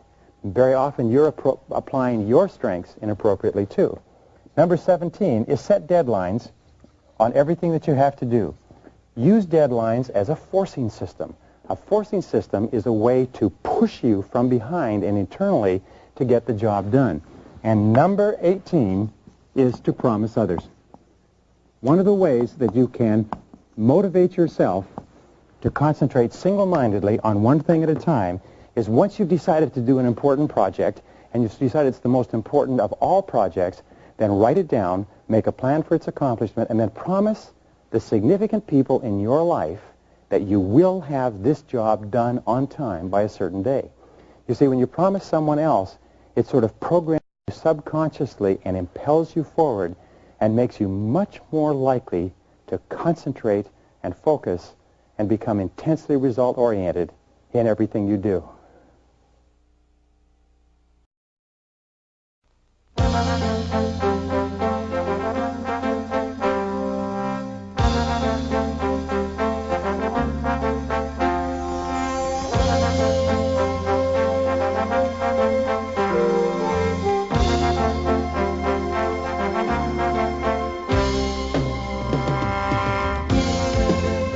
The more experienced you become in your job and the more effective you become at time management, the more likely it is that you're going to be assigned multi-task projects. You're going to be assigned to do things that have a multiple or a variety of tasks involved, and your ability to organize these jobs and to do them well is going to be a critical factor in your success. In fact, a study at Stanford University that studied the qualities and characteristics of men and women who moved up into the upper echelons of management found that the number one most identifiable and measurable quality was the ability to bring together a team of people and to work with that team in cooperation to complete a complex task. And everywhere around you, you'll find that the men and women who are at the top of their fields are those who, in most cases, who have developed the ability to assemble a team, to work as part of a team, and to channel that team's energies and abilities toward completing a task or a project on time. Now, when we talked a little bit earlier, we talked about the importance of time management, about the importance of setting goals, and the importance of setting priorities, and the importance of getting yourself organized and getting things done. Now, this all comes together in the multitask job. Look around you and ask, what are the multitask jobs that you engage in? Even something like planning a party is a multitask job. Producing a newsletter is a multitask job. Making a decision on a new piece of equipment might be a multitask job. So you will find yourself surrounded by multitask jobs, and the importance of your work is determined by the number of multitask jobs you do. One of my favorite lines is the line from the Bible that says, "O good and faithful servant, you have been master over small things, I will make you master over large things." What this means in the world of work is that if you become a master over complex tasks, you're going to have an opportunity to work with much more complex tasks and be paid much more for it. Now, the second key is that planning and organizing skills are the core skills of success in management. The ability to plan and organize your own work, then to plan and organize the work of one more and two more and several other people is absolutely essential to your success. And your ability to plan and organize effectively and well all comes to bear in these complex tasks. So here's how you perform a complex task. Here are the basic rules. Number one, define the ideal results. Define the ideal results. Ask yourself, if we performed this task to distinction, what would the result look like? What would the result accomplish? What would the result achieve? And define the ideal results, point of view of the person or persons who have to use what this team produces. If you're producing a product, say, what would our customers say if we produced the perfect product? If you're putting together any kind of a strategy, just always say, what would be the ideal results? And here's the key. Start with the goal and work back. Start with the goal and work back. This has been the key to successful business building and project management for years. Define the goal and work back from the goal to the present time. Well, point number 4 is to set a deadline. Once you've determined exactly what the ideal project will look like, set a deadline and determine the date upon which the project will be complete. One of the things that I suggest, by the way, is build in a fudge factor. If the project is important, and the more important it is that you build in fudge or extra time to provide for unexpected exigencies. Number 5, once you've set a date and a deadline and you define the goal, make a complete list of everything that has to be done, every single activity that has to be completed in order to complete the job. Start with the very last thing that will happen just before the job is done. What's the second to the last thing? What's the third to the last thing? And work all the way back to the present day to work out a complete list of every single activity so that you have a roadmap. When this roadmap is complete, the job will be done in its entirety. Number 6 is ask yourself, what additional information will you require? What is it that you don't know right now? And make getting that information a task. Put it down as a task, as one of the things that has to be done. Also, when you put it down as a task, you will assign a timeline to that task, and you will design your entire project so that getting that piece of information becomes a critical part of it. Number 7 is determine your limiting step. Now, the limiting step concept we talked about a little bit earlier. I want to talk about it again. It's called your choke point. The choke point has one simple definition. It determines the speed at which you get from where you are to where you want to go. So ask yourself, what is the limiting step that determines the speed at which we complete this project? What is the limiting step that determines how fast we get from where we are to where we want to go? What part of the project takes the longest? Very often, the part of the project that takes the longest becomes the determining factor in how long it will take to finish the whole project. So ask yourself, what is our limiting step? And then ask yourself, what can we do to alleviate this limiting step? Is there anything that we can do to speed things up? Very often you will find shortcuts, you will find time-saving devices, you will find established methods and principles and so on, but the limiting step becomes the critical factor, not only in determining the deadline, but in determining how capable and competent you appear to others when it comes time to saying that we'll have this job done by a certain time. You can't go back and say afterwards, well, I didn't know it would take this long because unfortunately you just look foolish. All right, number 8. There are 2 ways to organize a multitask project. The first way to organize the project is what is called sequential, the sequential way. Now, the sequential way is when there are several jobs within the multitask project that can be done in order. First one can be done, and then the second can be done, and the third can be done, so that each of them are sequential, but each of them requires that the previous one be done first. For instance, someone has to write something, someone has to edit it, someone has to typeset it, someone has to do layout with it, and so on. So therefore, the writing would come first, then the editing, and then the typesetting, then the layout, and so on. Now, the other way that you can organize a project is parallel. There are many tasks that can be done at the same time. There are many tasks where you can begin working on one part, someone else can begin working on another, and you can work on several tasks on a parallel basis. Let me give you a very simple example of a project management chart. Very important way of thinking. Across the top of every project management chart is time. Now, the time may be days, the time may be weeks, months, years, it doesn't matter. Down the side, you have tasks. Now, these are the things that have to be done. So what you do is you lay them out in a chart like this, and let's say you lay it out over a period of 4 months. And here you have 4 months, and the months are January, February, March, and April.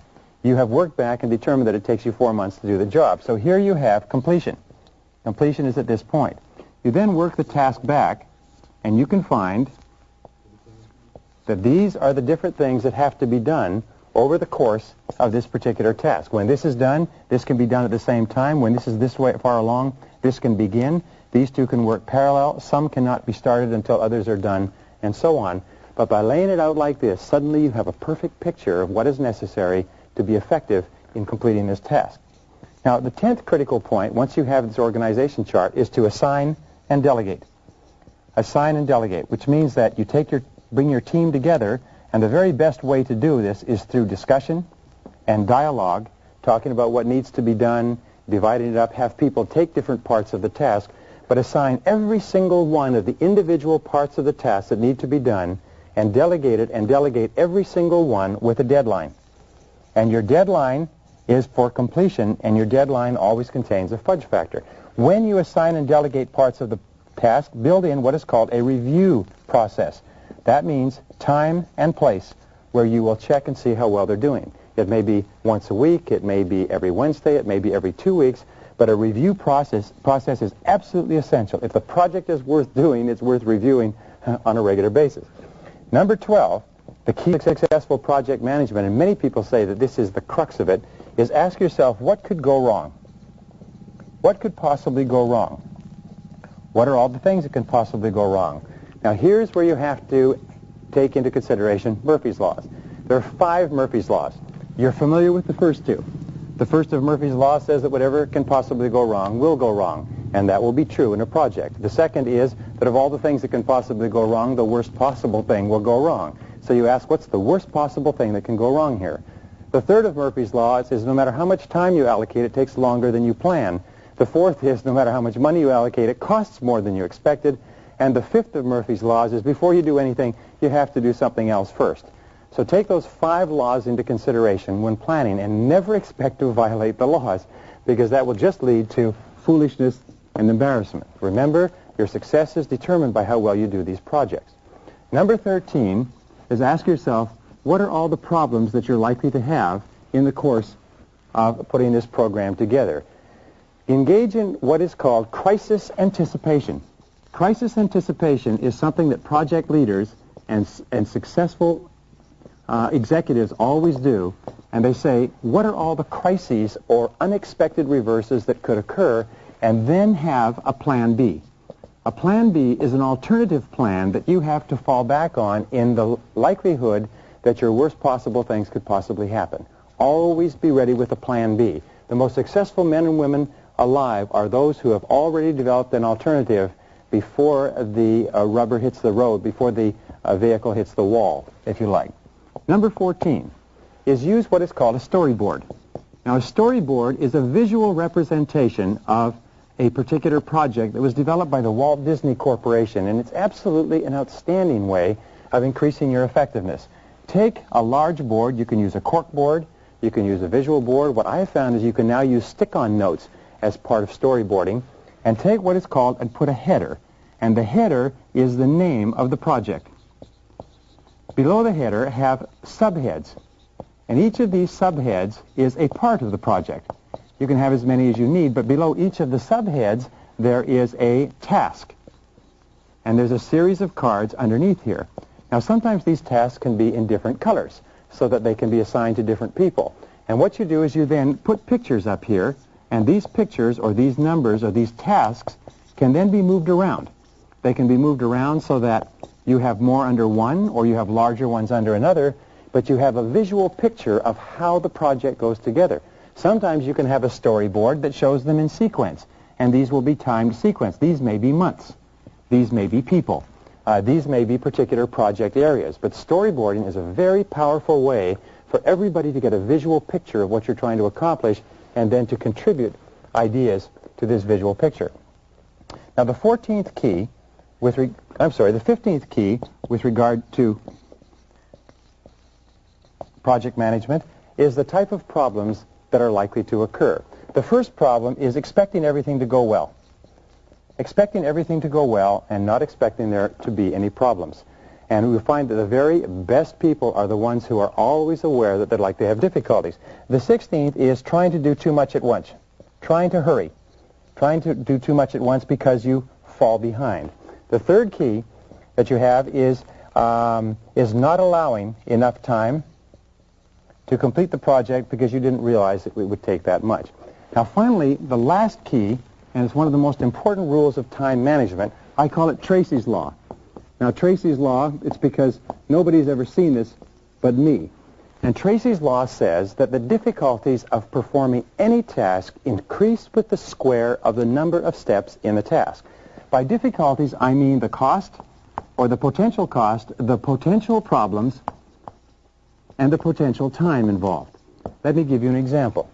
If a person is going to do a single task that is just one step, you are going to pick up the telephone and call.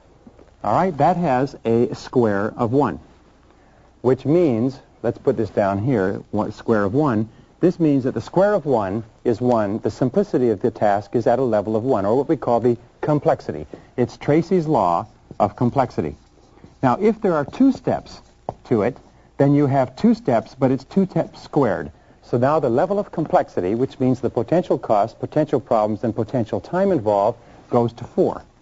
If there are 3 steps involved, 3 steps squared will be 9. So the potential complexity, or the length of time, the potential cost, the potential problems, it doesn't mean that they will all occur. It means that the potential for them goes up with the square of the number of steps. And if you go to 4 steps, and that's squared, it's 16. If you go to 5 steps and that's squared, it's 25. Now, what does this mean? It means that if you can simplify by going from 5 steps to 4, you reduce the complexity from 25 to 16, which is almost 50%. So it makes an extraordinary, extraordinary difference. Always, always, always in large projects, simplify, simplify, simplify. Simplification is the hallmark of the superior human being, of the superior executive. Let me just end with this one critical point, and it's this, is that your ability to manage multitask projects is the core skill where the essence of everything that you know and all your abilities come together. Your intelligence, your planning ability, your organizing ability, your personality, your knowledge of your field, everything comes together in managing multitask complex. And the more and the better you do of it, not only the more results you'll get, the more money you make, the happier you'll be, but the more successful you'll be in every single part of your life.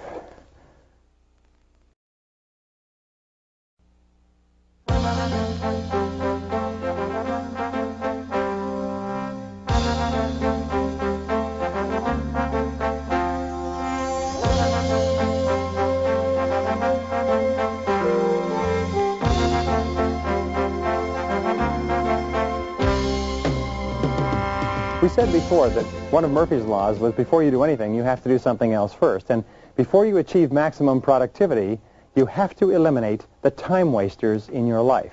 The time wasters surround you on all sides and tear away at your minutes and hours and hold you back from producing the critical results that are vital to the success in your career. We've been talking, by the way, about eliminating time wasters from the very beginning. In a way, we've told you about 2 laws. One is called the law of the excluded alternative, which says that whenever you do one thing, you cannot simultaneously do another. So if you start to work on something that's more important to you, you cannot work on things that are less important. There's another law. It's called the law of forced efficiency. And again, it says when you have a burning desire to produce or perform in a particular area, and you focus all of your time, attention, and energy in that area, that alone will cause you to avoid and ignore and get away from the critical time wasters. So what we started with were the starting points of great success. And the first is clarity. Clarity. Clarity. What are you trying to do? How are you trying to do it? What are you trying to do? How are you trying to do it? Clarity is the #1 word in time management, and it runs through everything you do. And it leads us to not only clarity with regard to goals and objectives, but it leads us to clarity with regard to priorities, the 80-20 rule. What are the 20% of the things that you do that account for 80% of your results? And the more you can focus single-mindedly on those, the more likely it is that you're going to be able to avoid the time wasters. Now, the second key to avoiding time wasters is decision. Decision with regard to the areas of concentration. What are the one or two things that you're going to do that make all the difference? You see, you can never do everything there is to do, so you have to think, and you can only do the one or two things that make all the difference in the world. And that's decision with regard to concentration. And the more clear your decisions and the more you concentrate, the easier it is for you to eliminate time wasters. Point number 3 is that you and I and everybody are surrounded by time wasters. In fact, most people are time wasters. Most people, by their very nature, because they're not as focused as you and I are, have a tendency to waste time. They socialize, they talk, they drink coffee, they drop in, they phone us on the telephone, they have recurring crises, they have problems, they have an excess of meetings and a whole lot of other things. So remember that most people waste time. Your job is to break away from others and be known to the critical people in your business as the person who doesn't waste time. Here's one of the great rules, is when you work, work all the time you work. Work all the time you work. Work all the time you work. This is one of the great rules of life. From the time that you come in, remember, your job is not to read papers, make phone calls, socialize, drop off your laundry, pick up your groceries, or get your dry cleaning done. Your job is to work all the time you work. If you're going to work 8 hours, by gum, you work 8 solid hours and just work, work, work. And I promise you this, everybody that counts knows who the workers are, and everybody knows who the non-workers are.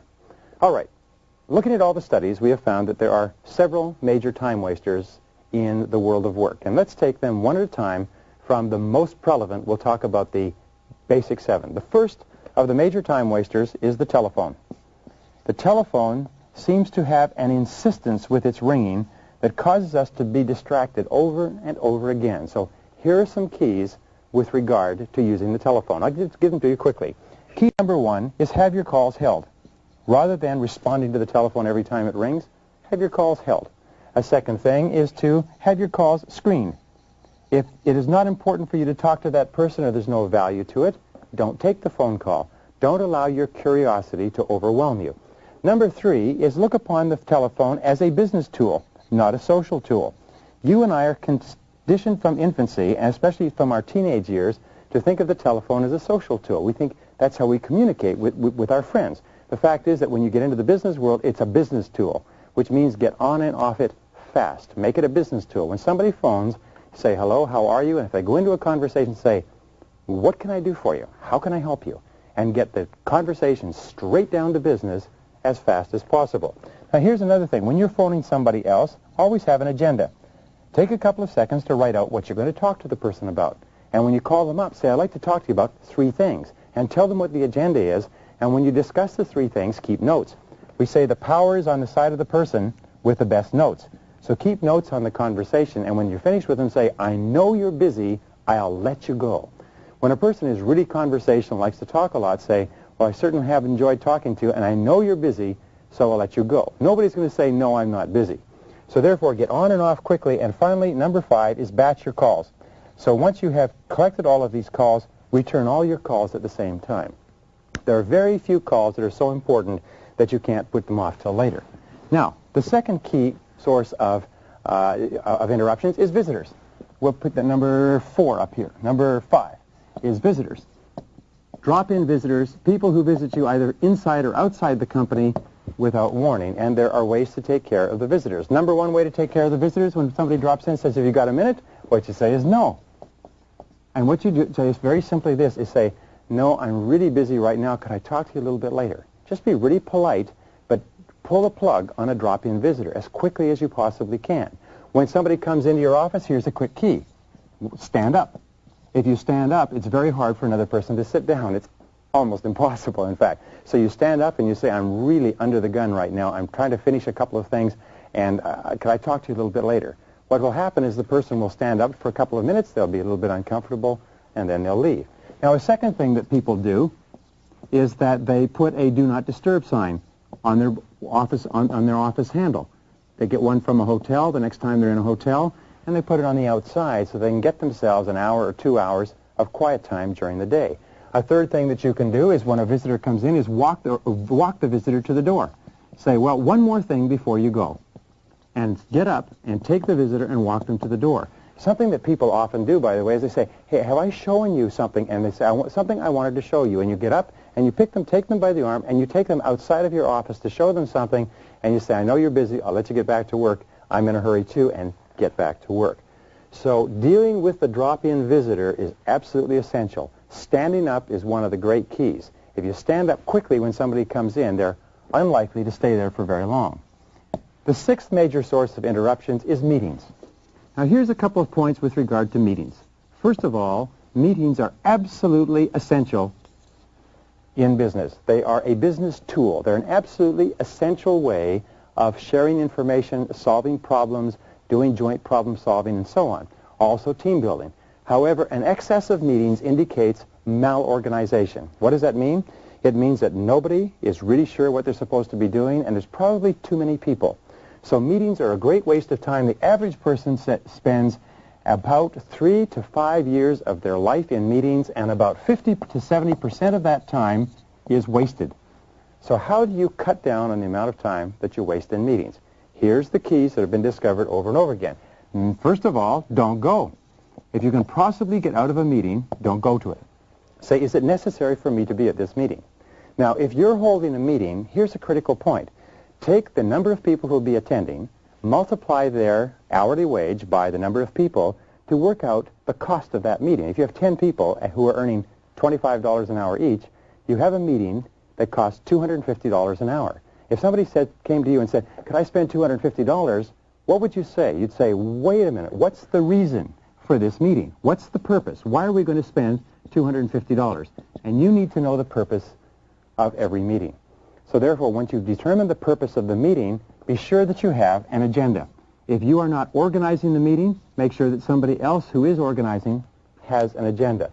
The fourth thing that you can do to make meetings more effective is to have start and stop time and stay on schedule. If the meeting is supposed to go from 8:30 to 9:30, make sure it goes from 8:30 to 9:30. E, assume the latecomer is not coming.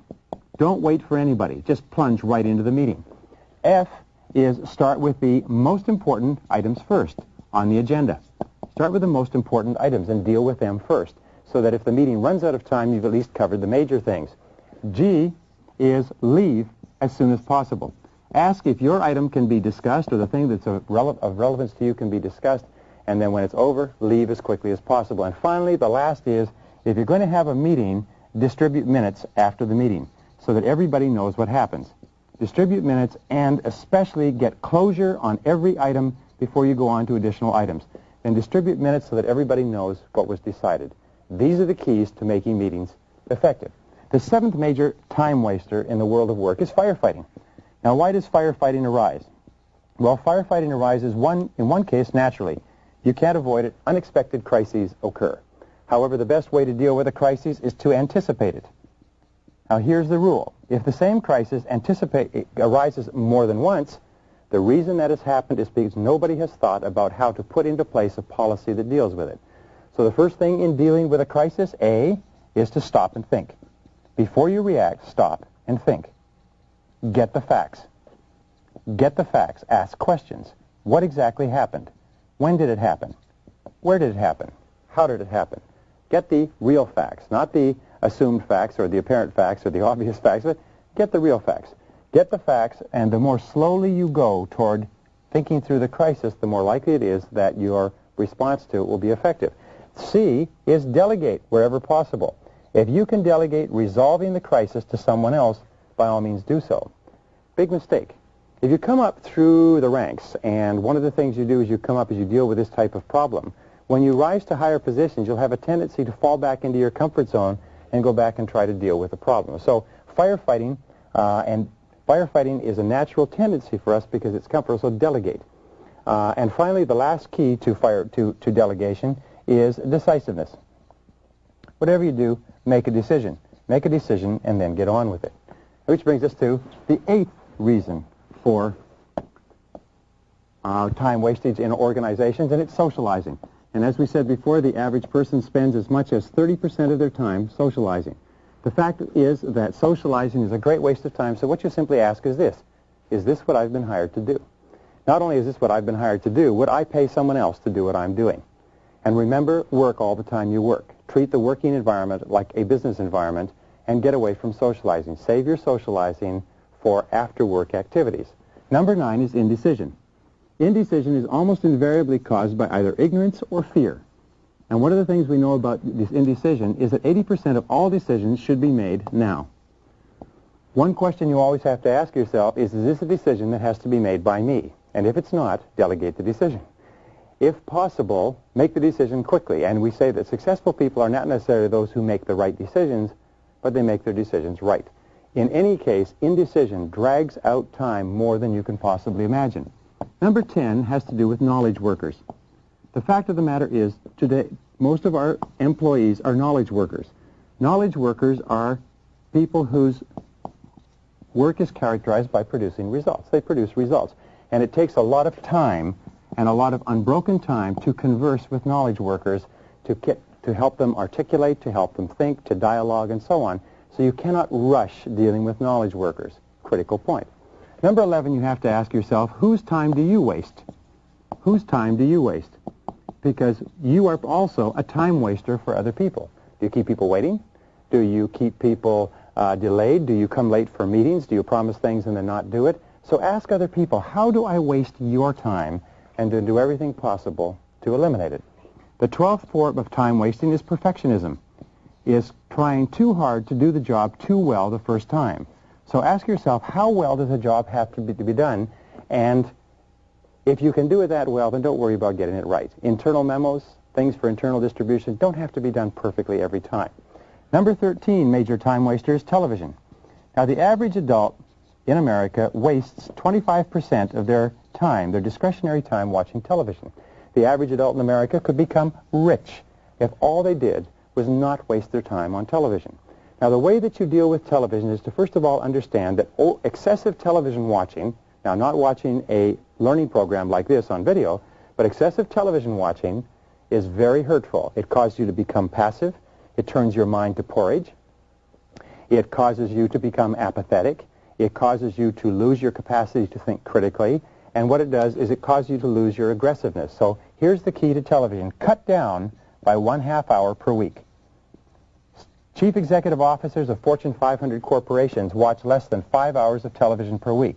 And there's a direct correlation between the number of hours of television you watch and how far down you go on the wage scale. The people who watch the least amount of television and spend the most amount of time reading, learning, communicating, growing, working at their work are the ones who are the most successful. And finally, number 14 is non-goal-oriented activity.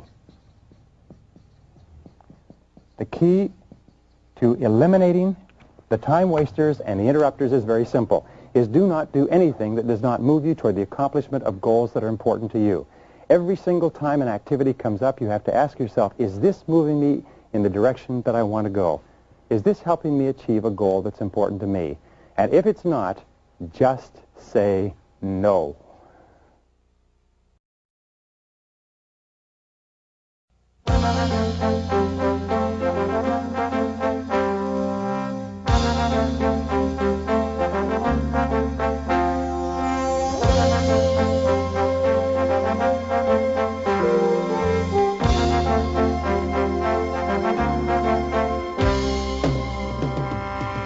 Procrastination is the enemy. Procrastination is your enemy. Procrastination is my enemy. Procrastination is not only the thief of time, it's the thief of money, it's the thief of life, it's the thief of success, it's the thief of happiness, it's the thief of self-esteem and high achievement. Procrastination is something that you need to go to work to strategically, step by step, eliminate as a part of your life. And in this session, I'm going to tell you how to do it. The wonderful thing about procrastination, if there's anything good, is that when you eliminate procrastination, you have the key to success. Let's start off with that point. Number one, the elimination of procrastination is the key to success. In fact, you cannot imagine a successful person who's a procrastinator, and you cannot imagine a person who gets things done immediately who is unsuccessful in any way. So, number two is, in order to overcome procrastination, you need good organization. You need good organization. You need to take the time to think and plan. You need to take the time to think, what is it you're trying to do? How are you trying to do it? What are the most important things that you've been hired to accomplish? What are your key result areas? What are your most important priorities? And so on. So what we've been talking about up to now is giving you all the tools necessary, including eliminating the time wasters and especially eliminating this one. So now you're well organized, you've got your goals, you've got your plans, it's time to go. What are the obstacles to eliminating procrastination? Well, here's one of the primary ones. We talked about it very early, and it's the difference between the urgent and the important. We said before that the urgent is seldom important and the important is seldom urgent. But what happens is that the important things, the ones that are not urgent, are the ones that can contribute the most to our lives. They're also the biggest tasks, and they're the ones that have the greatest negative consequences if we don't complete them on time. What is important eventually becomes urgent. So what do? We don't allow ourselves enough time. We hurry and try to get a lot of things done in a short period of time. We don't do them as well as we could, and our critical, biggest opportunities for high performance are kicked out from under us. The natural tendency to delay on our important but not urgent tasks builds the habit of procrastination, and pretty soon, if we're not careful, we start to procrastinate on everything. Well, the fourth key to overcoming procrastination is to use procrastination in this way. Use what we call creative procrastination.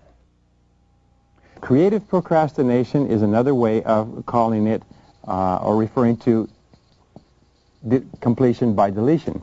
Creative procrastination says that since you can't do everything, law of forced efficiency, you have to do something. So what you do is you procrastinate on the 80% of tasks that only account for 20% of your results, so that you have enough time to spend the 80% of your time on the 20% of your tasks that account for the 80% of your results. Are you with me on this? In other words, you consciously choose what subjects or what areas or tasks you're going to procrastinate on, and then you deliberately refuse to do those things because they do not contribute to the most important goals you have set for yourself. We say, by the way, that intelligence, if you want the highest hallmark of intelligence is doing those things that move you toward the accomplishment of your most important goals. And the flip side of intelligence is lack of intelligence or stupidity, and stupidity is not doing the things that move you towards your goals or doing things that move you away from your goals. So creative procrastination is very important. What things are you not going to do so that you have time to do the things that you have to do in order to be successful? Now, the fifth key is to launch. The fifth key with regard to procrastination is to get on with it. Get on with it. The natural tendency for most people is they procrastinate. They give in to the tendency to clear up small things first. And by the way, the more you work on small things, the more they multiply, so you never get them all done. And they procrastinate. So the way that you get started on your major task is you launch. In fact, a longitudinal study indicated that the ability to launch on something important is a critical factor of success. And here's a couple of techniques that you can use to get started, to launch. The first technique is what is called the salami slice technique. Now, when we look at a large job or task, it's usually overwhelming and it daunts us, and we have a tendency to make excuses and to put off getting started until everything is just right. The salami slice technique says when you take a loaf of salami, you don't try to eat the whole thing at once. What you do is you just carve off a slice. And with regard to procrastination, you take your most important task and you write out a list, a clear plan and a list of everything that you need to do, and then you slice off one piece and you do just that. Maybe you just make a phone call. Maybe you just assemble some information. Maybe you just prepare. But you slice off one small piece and you do that until it's complete. Don't worry about anything else. A second method, which is similar to this, is what is called the Swiss cheese technique. And the Swiss cheese technique says what you do is you pick a 5-minute piece of the job. You punch a hole in the job by saying, I'm going to do this 5-minute piece and nothing more. So you salami slice or Swiss cheese, and what it does is it gets you started, it gets you launched. Very often, by the way, once you get started, they say well begun is half done. Once you get started, sometimes you'll have the momentum. You'll develop what they call the big mo, the momentum, and you'll start working toward getting it achieved. Now, the seventh key to overcoming procrastination is to establish a reward structure for yourself, a reward schedule. Now, a reward schedule we've talked about before just simply says this, is if you have jobs that you procrastinate on, give yourself an organized reward for each thing that you're going to do. When we talk to salespeople, for instance, we say you have to make a certain number of prospecting calls. Well, if you like coffee, do this. Instead of giving yourself a cup of coffee just when you come in, give yourself a cup of coffee after you've made 5 calls. Do you like cookies? Well, break up a cookie and give yourself a piece of cookie. Train yourself the way you would train a dog, if you like, with rewards, and then be very strict with yourself. This is where you see what you're made of. It's one thing to say, I'm going to give myself a reward only after I have done it. But then can you stick to it? Because if you can stick to it, not only is it a mark of character, but it will help snap this habit of procrastination. Now, number 8 is develop a sense of urgency. We said earlier that senior executive officers were asked what characteristics would most put a person on the fast track. And they said the first one was to separate the relevant from the irrelevant, to do what is important, to set priorities. The second is to get on with the job and do it fast.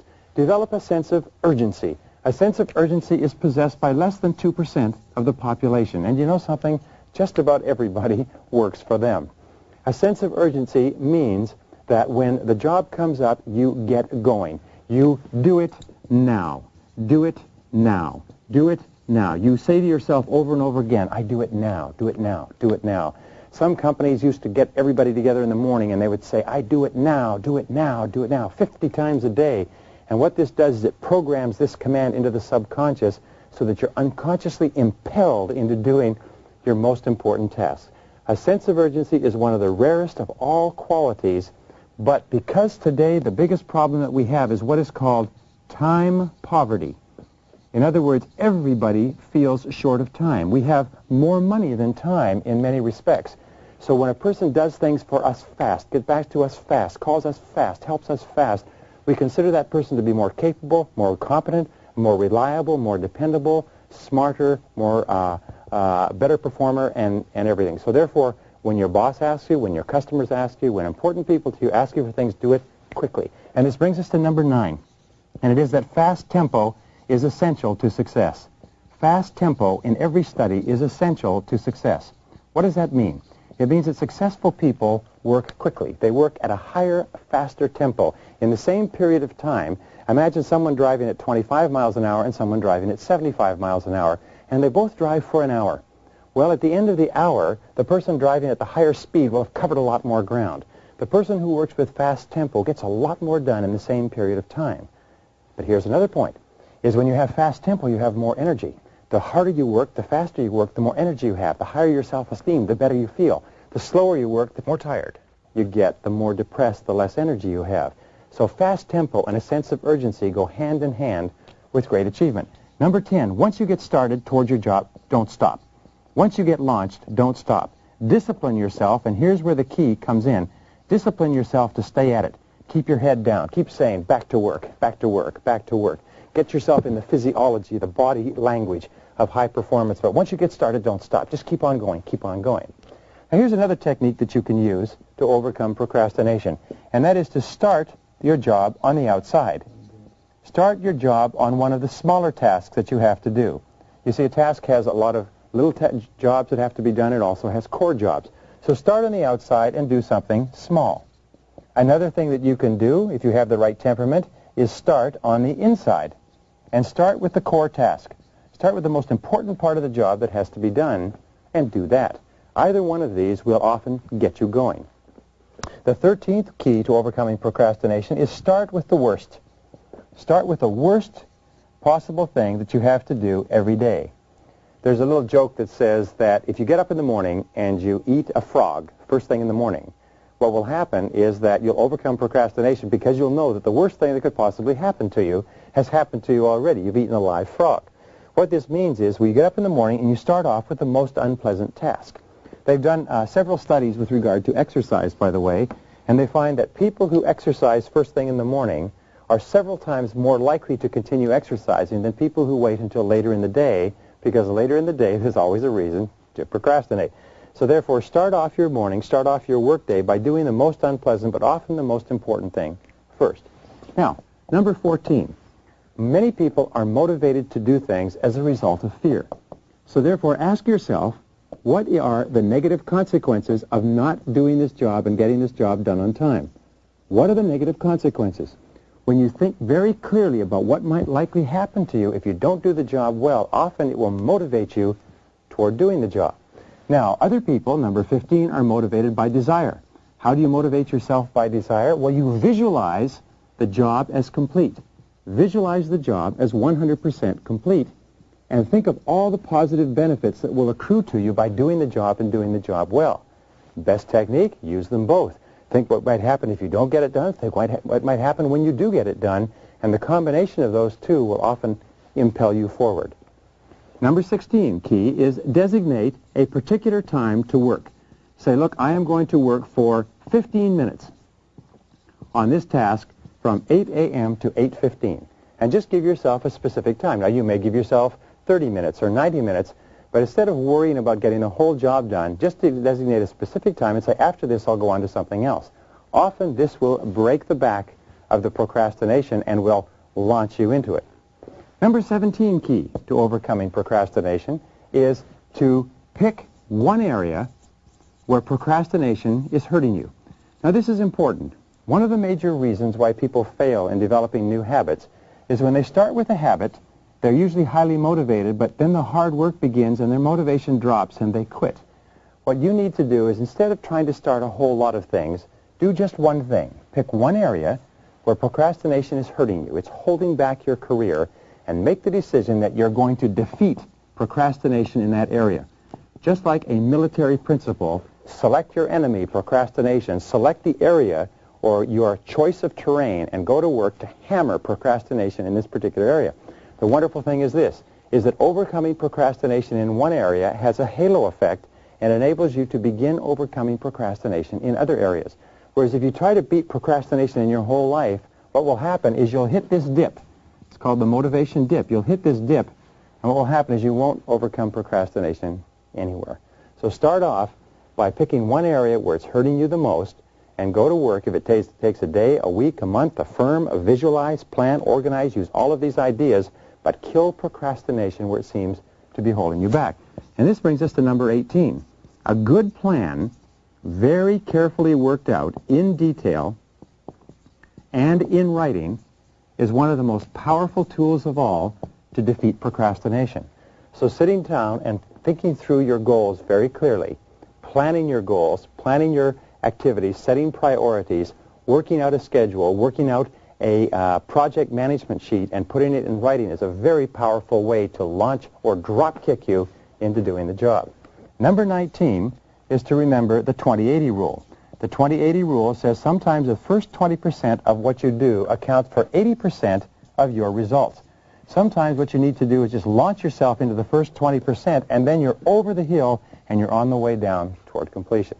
The last two, number 20, are rationalization. Rationalization always accompanies procrastination.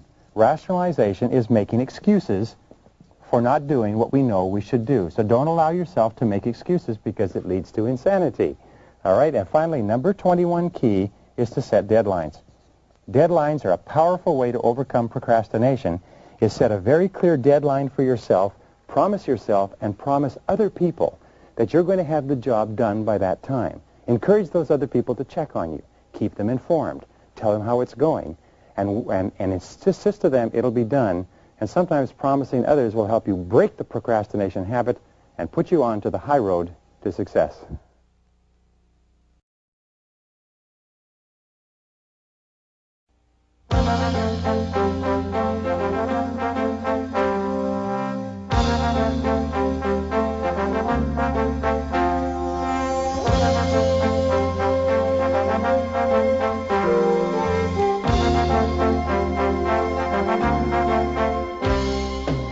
One of your main jobs in life is to make a significant contribution to your company and to become extremely successful in your career. And your success is going to be largely based on two laws or principles. The first law is called the law of accumulation. And it says that every extraordinary achievement in human life is the result of thousands of ordinary efforts that nobody ever sees or appreciates. And the second law, which is a sub-law of this, is called the law of incremental improvement. And it says that great successes in America, successful men and women, are those who become better incrementally, a little bit at a time, every hour, every day, every month, every year.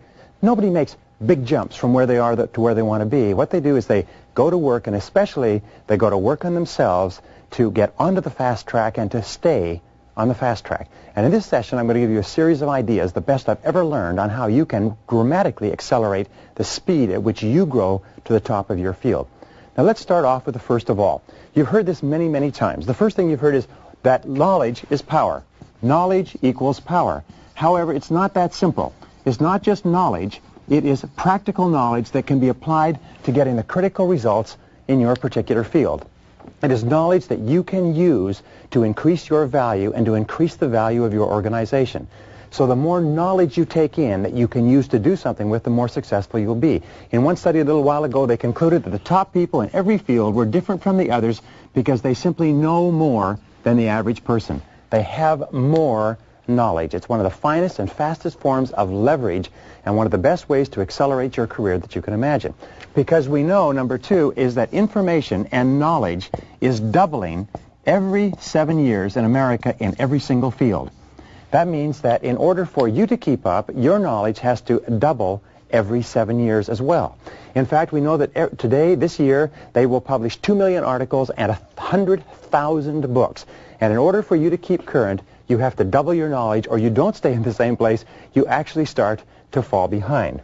Now, the third point is that your success in life will be in direct proportion to the amount of useful information that you have. Sometimes all you need is one key idea at the right time and the right place to totally change a situation, to have an insight or to see a method or a technique that you can use that can dramatically change the whole future of your business and your career. Now, here's an important point with regard to information and knowledge, is that the amount of knowledge you have can be like the amount that is in a bucket or a pot. When you start off your career, the amount of information or knowledge that you have is limited. So the amount of rewards that you have is equally limited. Your rewards and your knowledge, your practical knowledge, will be equal. As you increase your knowledge, you increase your rewards. As your knowledge and information goes up, your rewards go up, and as your knowledge and information go up higher and higher, your rewards get higher and higher. But here's the point. Your job, of course, is to put as much knowledge and information into this pot as possible, but there's a leak. There's a drain in the bottom of the pot. What does it mean? It means that some of your knowledge is draining out all the time. It's becoming obsolete. So, if you stop putting new knowledge into the top of the pot, you don't stay in the same place. You actually start to fall back. Now, what's one of the finest ways that you can upgrade your knowledge? Stay on the fast track. Keep up. And it is to read. And it is to read 1 hour per day. Reading 1 hour per day can change your life. Reading 1 hour per day will make you an expert in as little as 3 years. Reading 1 hour per day will make you a national authority in 5 years. If you read 1 hour per day, it'll translate into approximately 1 book per week. Now, this doesn't mean newspapers. This doesn't mean television guides or magazines. It means reading mental protein, reading something that teaches you something educational, something that helps you to advance in your field. The average adult has approximately 72 discretionary hours a week. That means that you sleep 8 hours, you work 8 hours, you've got 72 hours left. What we're saying is take of those 72 hours and spend 7, or tithe, if you like, invest 10% of your discretionary hours in your field. It'll translate into a book a week. It'll translate into 50 books a year. It'll translate into more than 500 books in 10 years. Now, the average adult American, reads less than 1 nonfiction book a year. If you were to read only 1 nonfiction book each month, not once a week, but once a month, that would put you into the top 1% in professional development in America. So read 30 to 60 minutes each day, read 1 book a week, read 50 books a year, and it'll move you to the top of your field. Absolutely guaranteed. Number 5, key to keeping up and staying on the fast track, is use what we call the Stu Leonard method. Now, what Stu Leonard is one of the most famous retailers and grocery store operators in the world, and what he found is he reads voraciously. He reads and he takes notes. But what he does is he takes and he'll read a book and he'll underline all the key points in that book. Then he turn the book over to his secretary, have the secretary type up and take not a synthesis, but a synthesis of the key ideas, type it all up and make it available to him and to other people so that he can go over all the key ideas in a book, and his staff can do the same thing too. So use the Stu Leonard method by reading books, underlining the key points, and then having somebody summarize them all. The 6th key point to keeping up is to read key magazines. There are key magazines in business, and there are key magazines in your field. and you need to keep current with them. At the same time, you need to discontinue magazine subscriptions and newsletter subscriptions and even newspaper subscriptions that don't contribute to your major goals.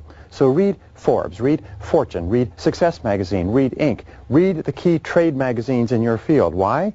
It's because the top people in every field read the magazines in their field. The inferior people read the newspapers, they read irrelevant things, or they just watch television. Number 7, use what is called the rip and read method. Most people are getting too much information and they can't handle it all, leading to what is called pileitis. We keep making piles and piles of materials that we intend to read sometime but we never get to, and the material becomes more and more obsolete. So use rip and read. Now what is this? Well, what you do is, first thing when you get a magazine is, instead of reading the magazine the way it's designed, which is to take you past all the advertising, what you do is you go straight to the table of contents, you look through the articles, you decide only the articles that you want to read, and then you go straight to the article. Go straight to the article and rip it out. Rip it out and put it into a separate file for reading later, and then discard the magazine. Throw it away. In other words, discipline yourself not to become distracted to read everything that's there. Read only what's important, or you'll end up not only not reading what's important, you'll end up not reading anything. So use the rip and read method and put it all into a file, and this is a file that you follow up with on what we call gifts of time. Now, a gift of time is time that you have between meetings. Gifts of time are times that take place during transition. We often call it transition time. When you're traveling, when you're waiting for a plane, when you're waiting an appointment, you carry your file with you and you take out your file and just read through the articles. I will tell you this, it's absolutely astonishing how much material you can keep current with, because in an entire article there only may be 1 or 2 ideas. By the way, always read with a red pen or with a highliner so that you can circle, underline, or highlight the critical ideas so that you can instantly go back to those. Sometimes going back to a critical idea 2 or 3 times is all it takes to cement it into your subconscious and have it available for life. Now, number 9 is learn how to read a little bit at a time in the great books. Again, we use the law of incremental improvement. Everybody wants to be a well-educated, well-rounded person. But what they have found is that if you take the great books, and there's about 100 of them that are put out by, I believe it's the University of Chicago, if you read 15 minutes each day in the great books, you will read all the great books in the course of your lifetime. So at the end of the day, instead of reading something light or pablum, just take a great book and read 15 minutes and think about it, sometimes before you go to sleep. I was speaking to an author the other day, and he said this wonderful thing. He said, if each day you read 1 poem, 1 short story, and 1 essay, in 3 years you will have read 1,000 poems, 1,000 short stories, and 1,000 essays, and you will have spent less than 1 hour a day. Not only that, you'll be one of the best educated people in the entire country. The quality of your thinking, your ability to use your mind to accomplish your results, will expand dramatically. Now, if you're going to do a lot of reading, and by the way, some people say, well, I'm not very good at reading, then learn how to read. If you didn't learn how to read in school, then take remedial reading courses, because all readers are leaders. Leaders are readers, and readers are leaders. So learn how to speed read. First of all, learn how to read well. Set it up as a challenge or a goal. Then learn how to speed read. Take a speed reading course. The fact is, they guarantee that you will triple your reading speed in the first lesson in a speed reading course, and they're right. They do it. Use what is called the OPIR method when you read a book. The OPIR method is, first of all, overview. Take a quick look at the book. Outside the book, the writer, the author, the jacket, the quotations, to decide whether you want to read it at all. One of the fastest ways to save time in reading a book is to throw the book away if it's no use to you. Second of all, do a preview. Now, in a preview, what you do is you read the table of contents through, and then you quickly flip through the book to look at the title headings, look at the subtitles, look at the layouts, charts, graphs, and so on, to get a feel for the way the book is read. Third, you do what is called an in-view. Now, an in-view, you always read for purpose. In other words, once you've done your overview and your preview, say, what do I want to get from this book? And then in your in-view, seek the purpose of what you're looking for. And number 3 is your review. Immediately after reading the book, do a quick review of the book.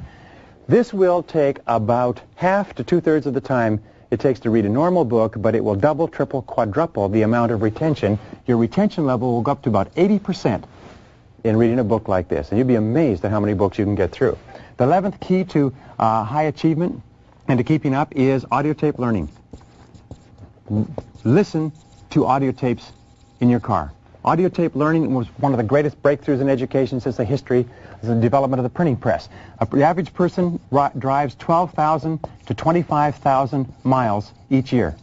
That works out to 500 to 1,000 hours that you spend behind the wheel of your car each year. You know what that means? It means 12 and a half to 25 40-hour weeks, or 3 to 6 months of 40-hour weeks, or 1 to 2 university semesters. You can become one of the best educated people in America simply by listening to audio cassettes as you drive around. Audio cassette learning has changed the lives of more people than you can imagine. And remember, you're in a big competition. If you're not listening to audio cassettes, your competitor is listening to audio cassettes and is getting the edge on you. Number 12, read book condensations. There are companies that condense books in written form and in tape form so that you can get the entire essence of a book that would take you 4 or 5 hours to read in 40 or 45 minutes. So subscribe to those. I subscribe to all of them, by the way. The 13th thing that you can do to keep up with your field is go to seminars. What is a seminar? Well, a seminar is not only a learning experience, it is compressed time. For every 1 hour that you spend in a seminar, it takes the seminar presenter 100 hours of study and preparation to learn and refine and distill that material and make it available for you. So you can save yourself many, many hours, which means eventually weeks, even years, by going to seminars conducted by experts. Don't go to seminars conducted by people who teach at universities. Don't read books written by people who are teachers. Read books, go to seminars, learn from people who have practical, successful experience in the field, and sometimes you'll get more information in a day or two at a seminar for a couple of $100 than you could get spending hundreds of hours and thousands of dollars doing it yourself. Be an absolute seminar fanatic. Number 14, use networking. Networking is a powerful way to keep up. We found that 54% of managers who get ahead rapidly in America, 54% spend a lot of time networking. They get together with people in their field. They get together with people outside their field. They're always getting good information, good advice, good insights. They're always current with what's going on. Some of the very best information, most timely, most valuable knowledge that you will get will come from networking on a regular basis inside and outside your field. By the way, in the same study, they found there were a lot of managers who were very competent and effective at getting the job done, but because they didn't network, they were missing an enormous amount of information, and stuff was going right past them. So become an excellent networker. Get together for breakfast, get together for lunch, get together on a regular basis. Number 15, and this can help you as much or more than anything else, is join professional associations. Now, here's an interesting point. Of the thousands of people that are in any particular field, only a few people join their professional associations. Only a few people attend on a regular basis. The rest of them don't, but I'll tell you this, it's almost always the best people who are members and who are active in professional associations. So here's the key. First of all, go and listen to all the speakers. Attend all the meetings. Remember, they are under the gun, and they have an onus to try to bring you the very best and most valuable speakers with the very best and most valuable information. Sit there and take notes copiously. Never sit there passively in a talk. Nobody's brain is good enough to absorb it, so sit down and take notes all the time. Second of all, go to all the workshops that they hold, because sometimes they'll have some of the best educational workshops you can imagine. In my associations, I have found that joining the associations and attending all the meetings can save you 5 solid years of hard work in your career. And third of all is attend all the annual meetings.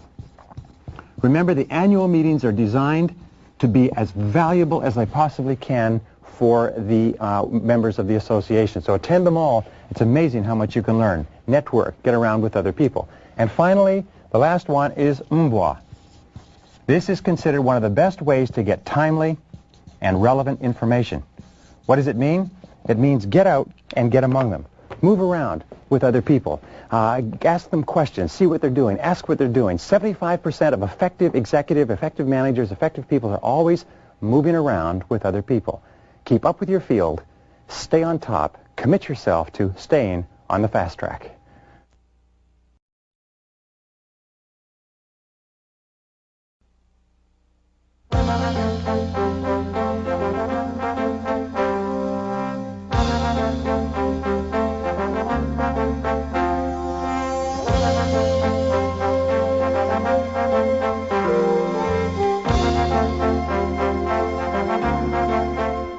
One of the keys to success in relationships is communication. In all successful relationships, the partners will always say that they communicate extremely well. And wherever communications break down or slow down or don't take place, you start to have problems. And one of the keys to effectiveness in the world of work is your ability to communicate effectively and well. In fact, even if you work in technical fields like computer programming or engineering, you spend as much as 75% of your time communicating and interacting with other people. So your effectiveness as a person is determined by your effectiveness in getting your message across and in getting the message clearly that the other person is sending. The starting point is to accept 100% responsibility for everything that you send and for everything that you receive, for both being heard and for hearing. The quality of your life is largely determined by the quality of your communications. And by the way, there's two forms of communications. The first form is your interpersonal communications, the way you talk to yourself and dialogue with yourself and think and plan to yourself. And the other form of communications is the way you interact with others. And, of course, one affects the other. So let's start off from the top. Number one is 75% of your time is spent communicating.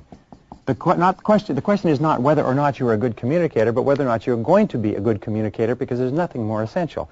We also know that one of the greatest time wasters in the world of work is poor communications.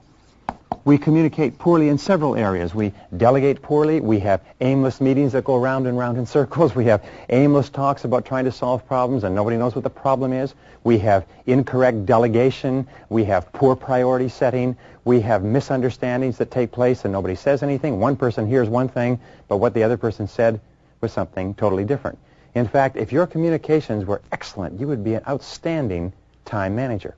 So number three, according to the studies of CEOs, 84% of your success in the world of work is going to be determined by how effectively you communicate with other people. Now, there are three ways that you communicate in the world of work, the three key tools of the executives, and this may change your entire orientation toward communication. Number one is one-on-one conversations. How you get along one-on-one is a critical determinant of everything that happens to you. Why? It's because almost all of your success is determined by what others say and do and think about you, and how you interact with them is critical. The second is your ability to communicate in meetings or in presentations in front of several other people. Many careers are made and lost because of an individual's ability or inability to communicate effectively in a meeting. People who sit in meetings and don't say anything are shooting themselves in the foot. And the third type of communications is in written form, is being able to write out in written form clearly what you're trying to say. Your ability to communicate effectively in all three of these are absolutely critical to your success in getting your point across to others. Now, the fourth key to communications is like what we call the key to success in picking real estate. We say in real estate it's location, location, location. In communications it is clarity, clarity, clarity. Remember, we've said clarity with regard to goals, clarity with regard to objectives, clarity with regard to priorities. And in communications, every communication breakdown takes place because of a lack of clarity. And here are the keys to clarity. First of all, time. Take time to fully understand and to be understood. Second of all, attention. Pay very close attention to the content and the syntax of the message. Attention will enable you to see and hear things that other people will miss. And the third is patience. Be sure that you have the patience to listen thoroughly and never assume that you know what the person is going to say. The fifth key is delegation. Or the fifth key problem, let's put it this way, is delegation. Poor delegation is a major single challenge in the world of work. It's so important that we'll talk about it in a few minutes. But when we delegate poorly, we assign the wrong job or we assign it at the wrong time to the wrong person with the wrong priorities and the wrong outcomes, and the job has to be done over again, is a major single cause of lost time and lost money in businesses. So your ability to delegate is a critical communications tool. Number 6 is lack of focus. A lack of focus, which comes back to our problem with clarity, means fuzziness with regard to communications. Fuzziness with regard to what we want done, when we want it done, how we want it done, what our goals and objectives are, and so on. That's why we keep coming back to the question, what am I trying to do? How am I trying to do it? Am I using this the best way? Is this the best way to do it?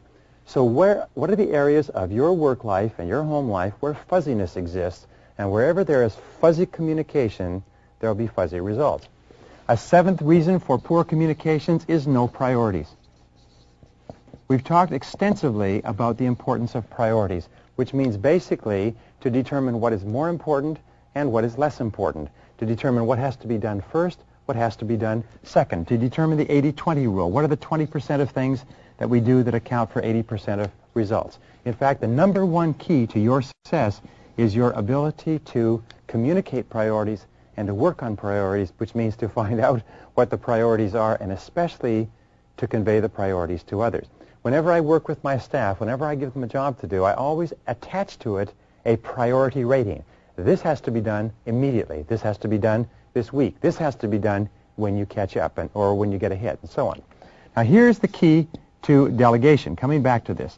Delegation is critically important because delegation enables you to expand your output from what you can do to what you can control. Let me repeat that. Delegation enables you to expand or multiply the value of yourself from what you can do personally to what you can control. Poor delegation, on the other hand, not learning how to do it, is a major reason for time loss. So here's the keys to delegation. First of all, think. The Thomas J. Watson reminder, think. What exactly is the job? Think through the job first. B is to match the person with the job. Ask yourself, think carefully, take the time, who would be the best person to do this job? So match the person with the job properly. Matching the wrong person with the job is a major time waster because of the problems and difficulties. Now C is to discuss the job and to describe the ideal result with the chosen person. In other words, if this job is done right, perfectly, what will it look like? Explain clearly what it is you want. D is to have the person feed it back to you. So the person can feed it back and say, this is what you are asking me to do. Feedback takes a little bit of time, but saves, as they say, a stitch in time saves 9.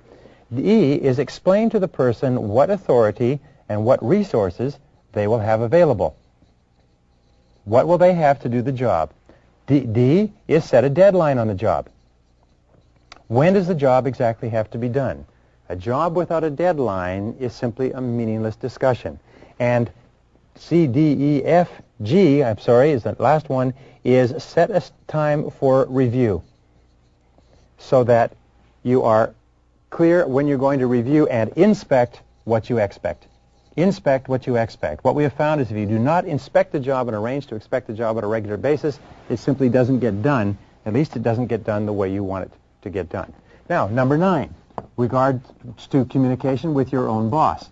What do you need to communicate? Well, first of all, you need to know with tremendous clarity exactly what your job is. Do you know what the number one reason for stress in the world of work is? It's not knowing what's expected. It's working hard but not knowing exactly what's expected. So with your boss, be absolutely clear with regard to the tasks and absolutely clear with regard to the priorities. Which comes first? Which comes second? Ask your boss, why am I on the payroll? What have I been hired to accomplish? Now, one of the things which I suggest that people do with your boss is take your boss a list and give your boss a list of your jobs and ask your boss to organize the list in order of priority. Ask your boss to tell you which comes first, which comes second, which comes third, which comes fourth. Tell your boss you can't do everything, but you need to know clearly what is the most important thing. Now, here's the rule. Your boss's top priority must be your top priority. If you want to put the foot on the accelerator of your own career, make your boss's top priority your top priority.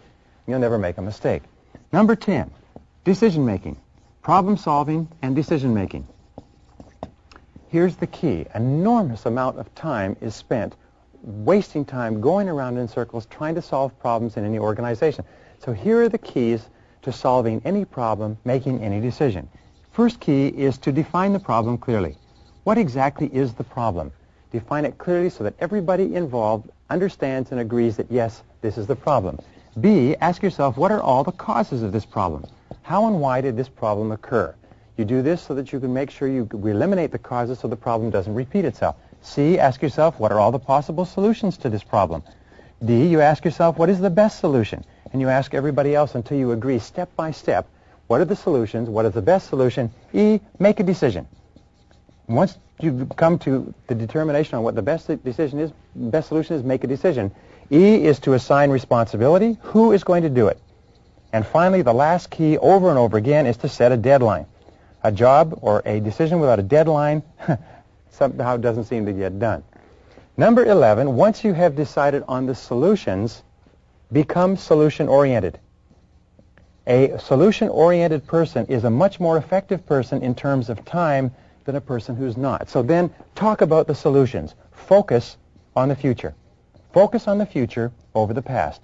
Talk about the solutions rather than the problems. Focus on the future over the past. Become intensely solution-oriented. When people come in and say, we have this problem, we have that problem, so on, you say, what is the solution? What do we do from here? What is the thing that we do tomorrow? How do we resolve this situation? Rather than in getting lost in the rest of it. Number 12, in communication, look at what are called authority levels. In confusion over authority levels often leads to poor communications. There are three types of decisions that you make in any organization. Decision number 1 is a command decision. Make sure people know what this is. This is a decision that you make alone. Only you can make it. Number 2 type of decision is a consultative decision. A consultative decision is a decision that you take with input from other people. You ask other people their advice, you take the advice, you think it through, and then you act. The third type of decision is a consensus decision. A consensus decision is a decision that's made on the basis of democracy. In other words, the majority rules. If a person is discussing something with you and they think it's a consensus decision and their opinion is equally valuable, but in your mind it's a consultative or a command decision, you're not only going to have communication problems, you're going to have ego problems. And when you have bruised ego problems, you know you can spend as much as half of your time settling people down whose feelings have been hurt because they misunderstood. Number 13 is delegate everything that you possibly can so that you can have enough time to do any of the things that you need to do. One of the most important of all rules is to delegate, delegate, delegate. Delegate 100% of everything that anybody else can do. Here's the rule. Use what is called the 70% rule. The 70% rule says, rather than taking the job on yourself, ask yourself, who can do this job 70% as well as you? And then give that job to that person, rather than falling back into the temptation to take it yourself. Number 14 is networking. Networking is one of the most powerful of all communication tools. It enables you to get out and get among people, and as we said in the last session, 54% of managers who get promoted rapidly are known as great networkers. Why? Is they're always communicating, interacting. Remember, the quality of your communications, your interactions with other people, the quality and quantity is going to determine your success as much or more than any other single factor in your life. Number 15 with regard to communications is a task focus. Now, a task focus means the very best of all conversations are conversations that are focused on the job, focused on getting the job done. In fact, the healthiest, most positive relationships in the world of work are when people have a task focus. What is the opposite? It's an interpersonal focus, where people are always talking about people and personalities.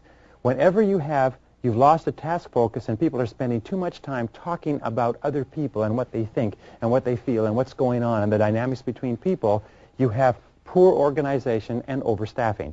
People have simply too much time on their hands, or they don't know clearly what it is they're supposed to do in order of priority, when they're supposed to do it, and so on. Which brings us to number 16 with regard to communications. It's the difference between managing versus operating. If you're very successful at operating, which is doing the job, you will move up from operating to managing. You will, as we said earlier, expand from what you can do to what you can control. But the natural tendency whenever you have a difficulty is that you will revert back to operating. So resist this tendency. The number one reason for failure in the executive suite is people fall back to operating instead of managing. Resist upward delegation. Don't let people delegate their tasks back to you. When a person gives you a task, your job is to get them to do the job. Number 18, we're almost to the back here, teach your subordinates how to do parts of your job. One of the fastest ways to use your communication skills to improve your output is to teach other people what to do. And number 19 is to outsource. One of the very best ways that you can use your communication skills to increase your productivity, your output, your effectiveness, and your performance is to outsource everything that you possibly can. Anything that anyone else can possibly do inside and outside your company, you should get them to do in order to be an excellent communicator.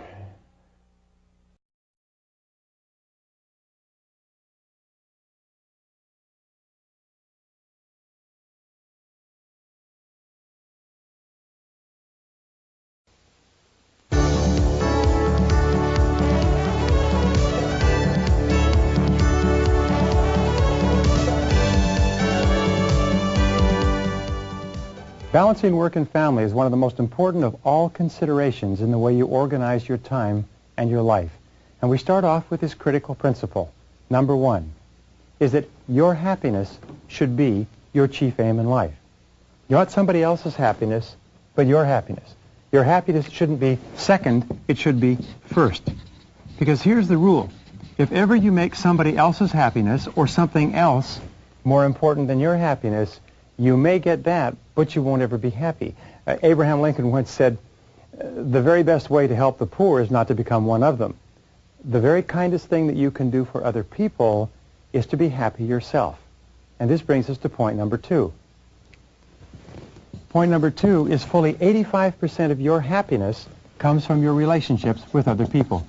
Fully 85% of your happiness comes from your relationships. Now what this also means is that fully 85% of all your problems also come from your relationships with other people. And one of the primary reasons why we have problems in our relationships, especially the most important ones, is because we don't spend enough time and we don't spend the right quality and quantity of time with them, which we'll deal with in this session. So here's the starting point. Here's a good question. It's, how would you spend your time if you learned today that you only had 6 months to live? How would you spend your time if you learned today that you only had 6 months to live? We asked this question earlier in this course, but the second part of this is, with whom? Who would you spend the time with, predominantly? What would you want to do with that person? Where would you want to go? How would you want to spend it? What would you want to get accomplished if you learned today that you only had 6 months to live? You see, the answer to this question will bring you face to face with what is really important to you. Sometimes in our sessions we say, imagine that it wasn't 6 months, but it was 6 weeks. Or that it wasn't 6 weeks, but suddenly you learned it was 6 days, and then 6 hours, and then 60 minutes. If you learned this very moment that you only had 60 minutes left in life, what would you do and how would you spend your time? Who would you want to talk to? Who did you think about when you thought about that question? Because that tells you a lot about what's really important to you. And this brings us to number 4, which is one of two of the most famous of Greek sayings. The first one is moderation in all things. Moderation in all things is what the ancient Greeks said, and as a wise old man said, yes, but except for a few glorious exceptions. Moderation in all things means that you need balance between your work and your family life in order to be happy and in order to be successful. How can you tell when you're out of balance? You always experience being out of balance with stress, with anxiety, with irritation, with sleepless nights, with sometimes psychosomatic illnesses. Whenever you're out of balance in your life, you begin to feel it, and it begins to manifest itself in your relationships with other people. So the starting point of getting your life into balance, number 5, is to begin with your values. We talked about this before, but ask again. What are your values, and what is really important to you? What's really important to you? What do you really care about? Because it's only when you absolutely know what's most important to you that you start to feel happy. And here's the rule. Either you run your life by determining what's important to you, organizing the sequence of events, or your life runs you. And many people today are frantic, and they're unhappy, and they're anxious, and they're tense for a very specific reason. And it's because their life is running them, because they have not put their hands onto the steering wheel of their own life, and they're not steering it. An important part of balance is for you to describe what is called the ideal end result, your ideal vision, or what we say, your ideal lifestyle. What is your ideal lifestyle? If you could live any kind of life that you wanted, what would it be? What would it include? What ingredients would make you the most happy? What ingredients would make you the most happy? Answering this question enables you to do what we call gap analysis. Gap analysis is where you look at your life today, and you look at your life as it would be if it were perfect. And you look at the differences between where you are and where you want to be, and you ask yourself, what changes would you have to make to begin to create your ideal life, especially with regard to the most important people in your life? And here's one of the most important points of balance. It's to set peace of mind as your highest goal. Peace of mind is in reality the highest human good. It's the aim of everything we do in life. It's the foundation of all psychology and philosophy and religion and everything else, But you need to set it as your highest goal and then refuse to compromise your peace of mind. And here's the most remarkable discovery. When you set peace of mind, your own personal inner happiness and contentment as your highest goal, you'll probably never make another mistake. You'll receive unerring guidance, always to do the right thing at the right time. And then if you refuse to ever compromise your peace of mind, you'll become a person of character and strength and inner integrity and personal confidence. So here's a question for you. A, what gives you your greatest peace of mind? Analyze it. Ask, identify. What gives you the most peace of mind? What makes you feel the very best? What situation? What people? What is going on in the present, or what has happened in the past that makes you feel the best? And B, what detracts from your peace of mind? What kind of thoughts? What kind of people? What kind of situations make you the most anxious or the most uneasy or the most tense? And what can you do to start having more of A and less of B?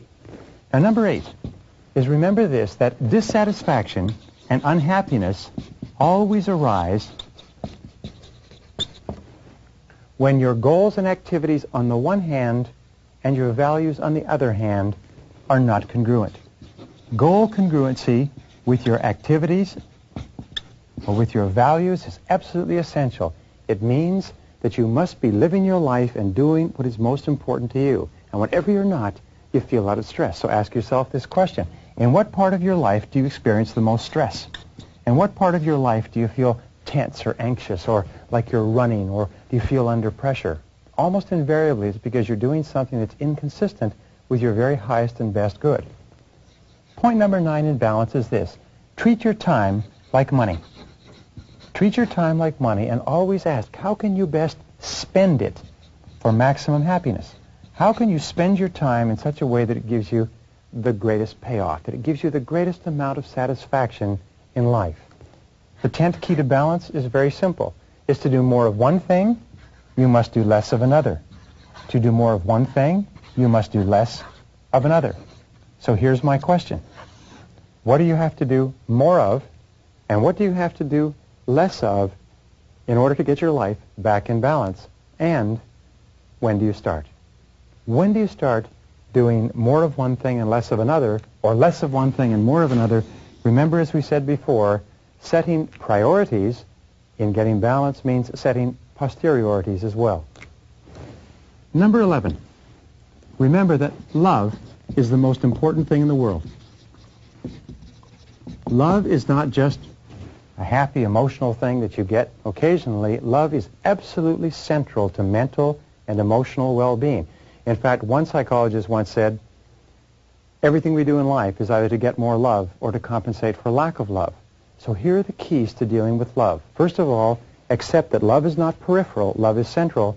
Make your family central to your life, not peripheral. Put it in the middle of your life. Plan your whole life around your family. B, treat your spouse, who is the most important love relationship in your life, with special care, which means with kindness, with courtesy, with consideration. Treat your spouse as though he or she were the most important person in the world, because in most cases he or she is. And number 11C is the universal maxim of Immanuel Kant, which is the question you ask in considering everything, which is, what kind of a family would my family be if everyone in it were just like me? Try to see your family through your own eyes. Try to look at your family from the perspective of how would they act or feel or behave if I treated them the way they treat me, if they treated me the way I treat them. And if you always practice the golden rule with your family, you'll be amazed at how much more sensitive you are to the things you can do or not do that make a difference. Now, number 12, here's the key to balance. I travel 120 to 150 days a year, and people ask me this all the time, and here it is. The key to balance? Do just 2 things. Especially when your children are growing up, do just 2 things. And the 2 things are work and family. It's as simple as that. You see, the major mistake that we make is when we're growing up, we take on an enormous number of things to do, but what happens when we get married and have children and responsibilities, we take on more and more and more, but we don't drop anything off. What you have to do is you have to put all of these other things aside.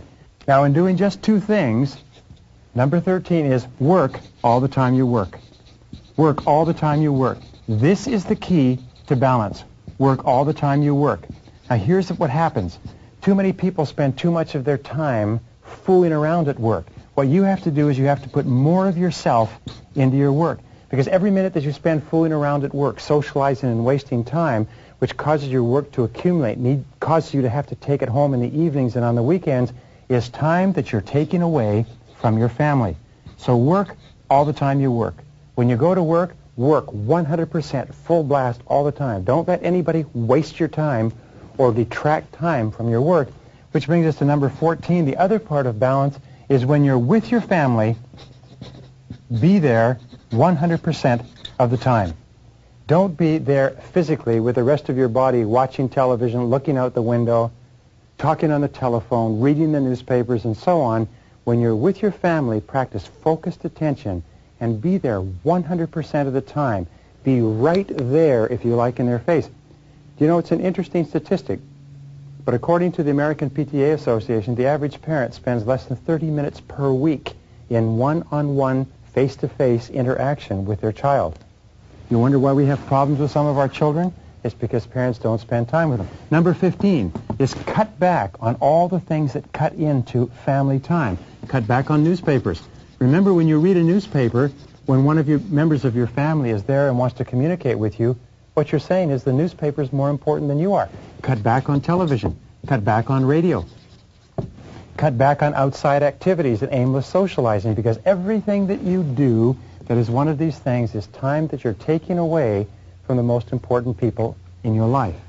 Number 16, spend unbroken chunks of time with the most important people in your life. In order to learn to love someone, in order to get really close to someone, you've got to spend a lot of time with them. You can't do it sporadically. I often recommend that people take car trips where you can sit in the car with a person for an hour or 2 or 3 hours. It's amazing what you learn spending those unbroken chunks of time. Now, here's a rule. Spend 60 minutes every day with your spouse. Not talking about work, not talking about money, but talking about family and life and the future. Now, here's the most important rule of all. It's the foundation rule of this whole session. It's the most important thing I've ever learned in balance. It's this. It's quantity of time at home, and it's quality of time at work. It's quantity of time at home, and it's the quality of time you spend at work. And here's the key. Don't mix them up. Most people make the mistake of mixing them up and try to spend quantities at work and quality at home, and it doesn't work. As a child psychologist said recently, I never met a child in trouble who said, I wish my parents had spent more quality time with me. Number 18, remember, you're always free to choose. You're always free to choose. You're always free to set priorities. You're always free to choose the order or the sequence of events. Is that you always choose what's most important to you. So the most important thing of all is in balancing home and family, balancing the most important people in your life with your work. Always put them first. Always put them on the top. And remember, the whole purpose of time management is this. The purpose of time management is to enable you to get more things done on the outside so that you have more time to spend with the most important people in your life.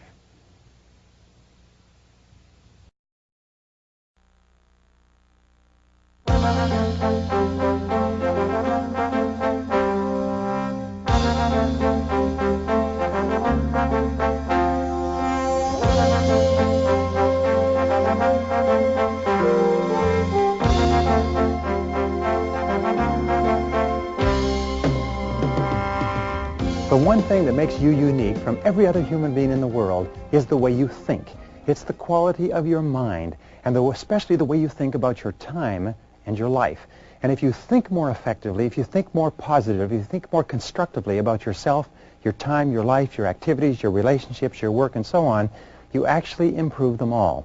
So in this session, I want to talk to you about the qualities of thinking of truly superior men and women and show you how you can develop them on an ongoing basis as you go about your day-to-day life. The first thing I want to talk about is what is called the development of a personal philosophy of time. a personal philosophy of time. Now, personal philosophy of time also means a personal philosophy of life. What is life? What does it mean? What does it stand for? And in life, there are two basic worldviews, and basically they're at opposite ends of the pole, and sometimes we fall in the middle. But the first worldview is a benevolent worldview. People with a benevolent worldview are those who have a positive mental attitude, generally speaking, toward themselves and their life. They believe in their own potential. They believe in love and life and beauty. They believe in growing to the realization of their full capabilities. They believe that life is pretty good and that they can have a major impact. They can make a contribution and do something substantial with their lives. People with a benevolent worldview are the movers and shakers and the builders of all of time. Now, the other type of people are those who have a malevolent worldview. These are people who have a negative mental attitude, if you like, and they have, first of all, a negative mental attitude toward themselves. They have a negative mental attitude toward other people, toward the world. They see injustice and oppression. They see unhappiness and misery. They see unfairness and people having a hard life. They have a tendency to be angry and to have low self-esteem, but always a malevolent worldview requires someone or something else to blame, someone or something to criticize, something to be down on.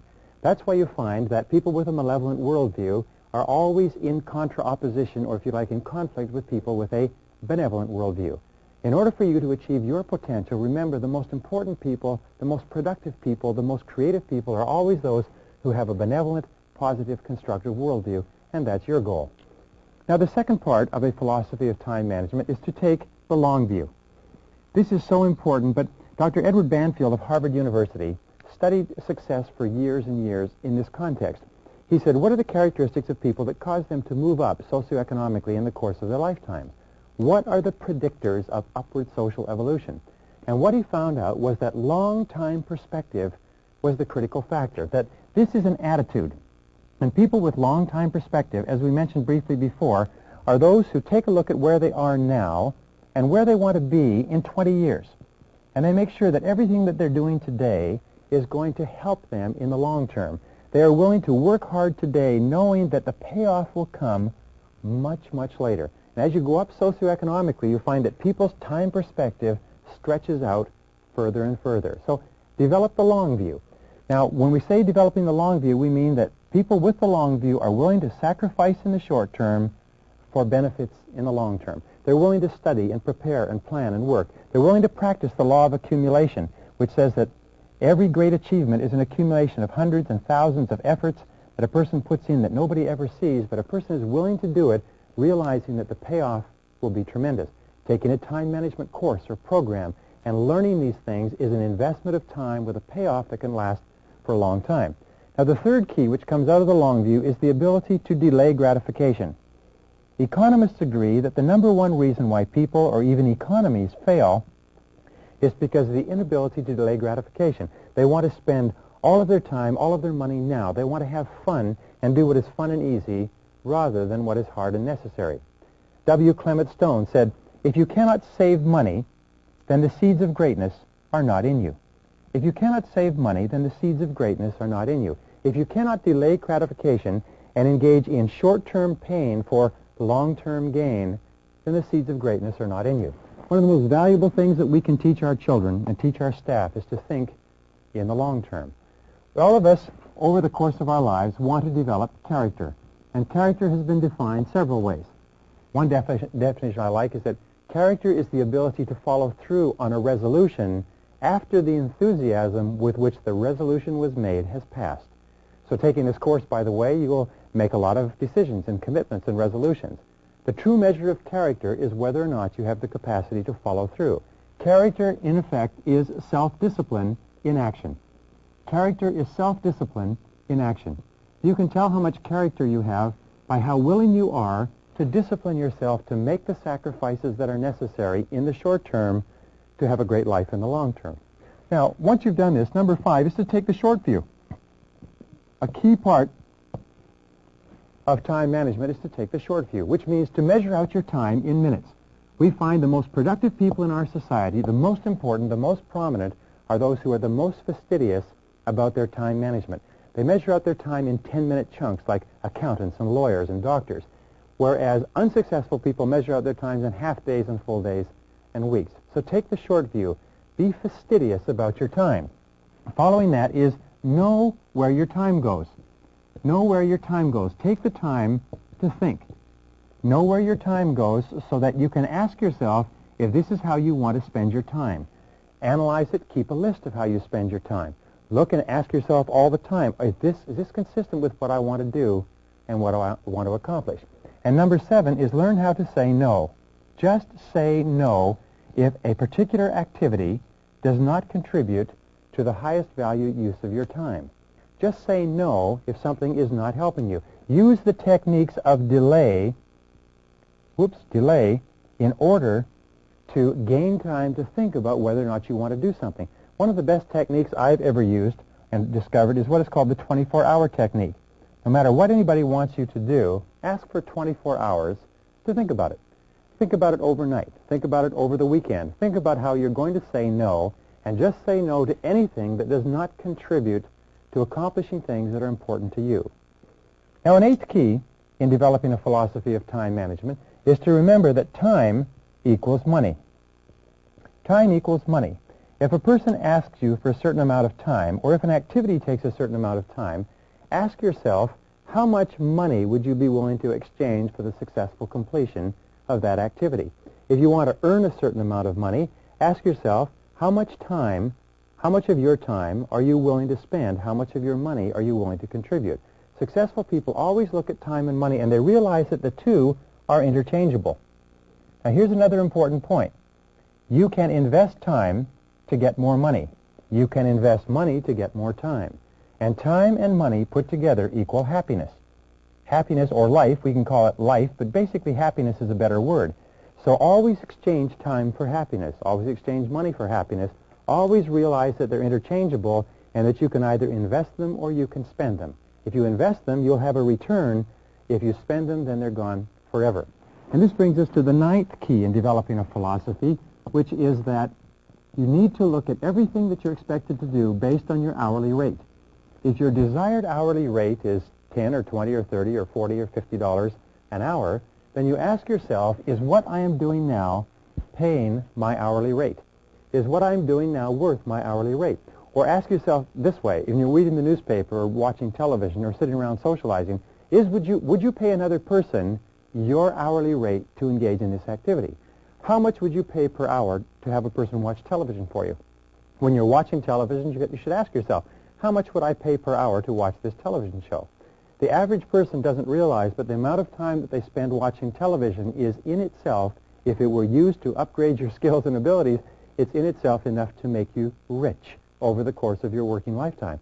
A television can cost you thousands of dollars, even tens of thousands of dollars a year, if you don't think about the fact that when you're watching television, you're not doing something that is increasing your productivity. And this brings us to number 10. One of the most important of all laws in developing a philosophy, it's the law of comparative advantage. The law of comparative advantage is an economic law that says that you should always hire or pay someone else to do something that can be done if they can be paid a lower hourly rate than the rate that you desire. For instance, if your goal is to earn $25 an hour, and it costs $6 an hour to mow your lawn or wash your car, you should always hire someone to do that. You should always pay someone else at a lower hourly rate so that you can free up your time to perform higher value activities. All of companies and organizations are designed around this.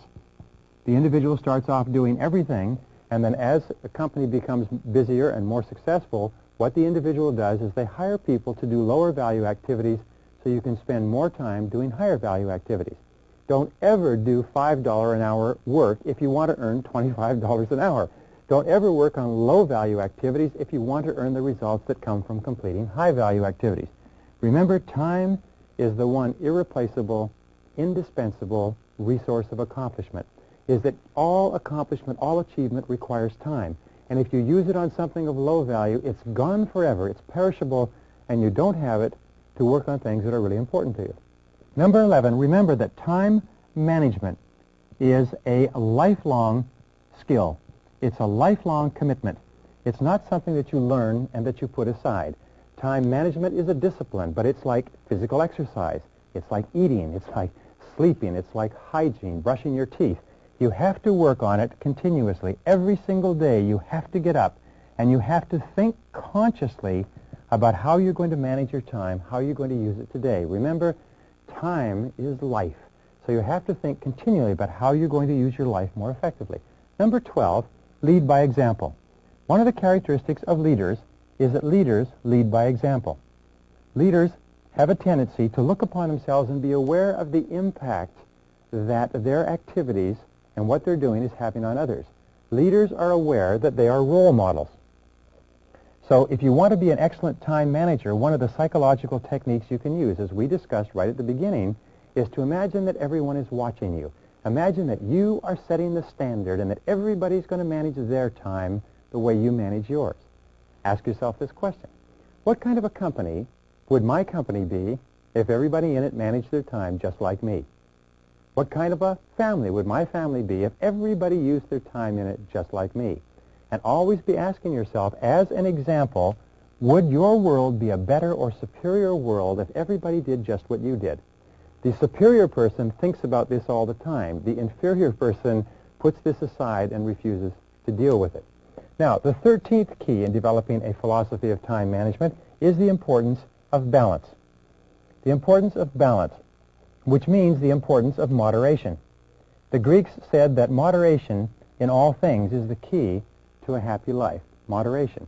Now, sometimes people say, well, I don't have time for my family. I don't have time to exercise. I don't have time for this and time for that. Whenever you find yourself getting out of sync with regard to balance, and especially when you feel that you don't have the time, is when you most need to stop and think. So here's the question to ask. What would I do if I only had 6 months to live? If you find yourself working too hard or not spending time in your relationships, not spending time with the people you care about and who care about you, then ask yourself, what would I do if I only had 6 months to live? And if what you would do is you'd spend more time with the important people in your life, the time to start spending that time is now. So what would you do if you had 6 months to live? You know, it's an old joke that doctors say is that they never met a businessman on his deathbed who said, boy, I wish I'd spent more time at the office.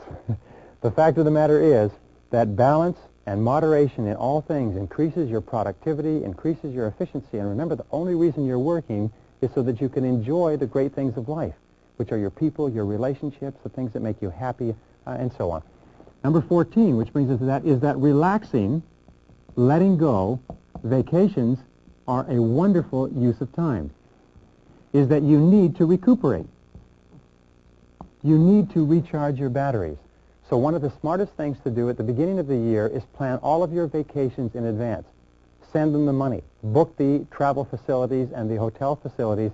Book your vacations in advance and schedule your work around your vacations. Take 3-day weekends whenever possible. Take a week or 2 weeks off in the summer and the winter time, but learn to relax. Also, learn to exercise. Exercising is a valuable use of your time. The more you exercise, the healthier you are, the more energy you have, the more creative you are, and the more capable you are of doing better work when you work. Number 15, make sure that your goals and your values are congruent. Make sure that you're doing the things every day that you love to do. Make sure that you're doing things that you care about and that what you're doing every day makes you happy. Number 16, have regular health exams. Remember that your health is one of the most important parts of your life. Get regular dental checkups, get regular physical checkups. Number 17, eat lightly. Eat light lunches, eat light dinners. You'll have more energy, you'll be less drowsy, and you'll be more productive.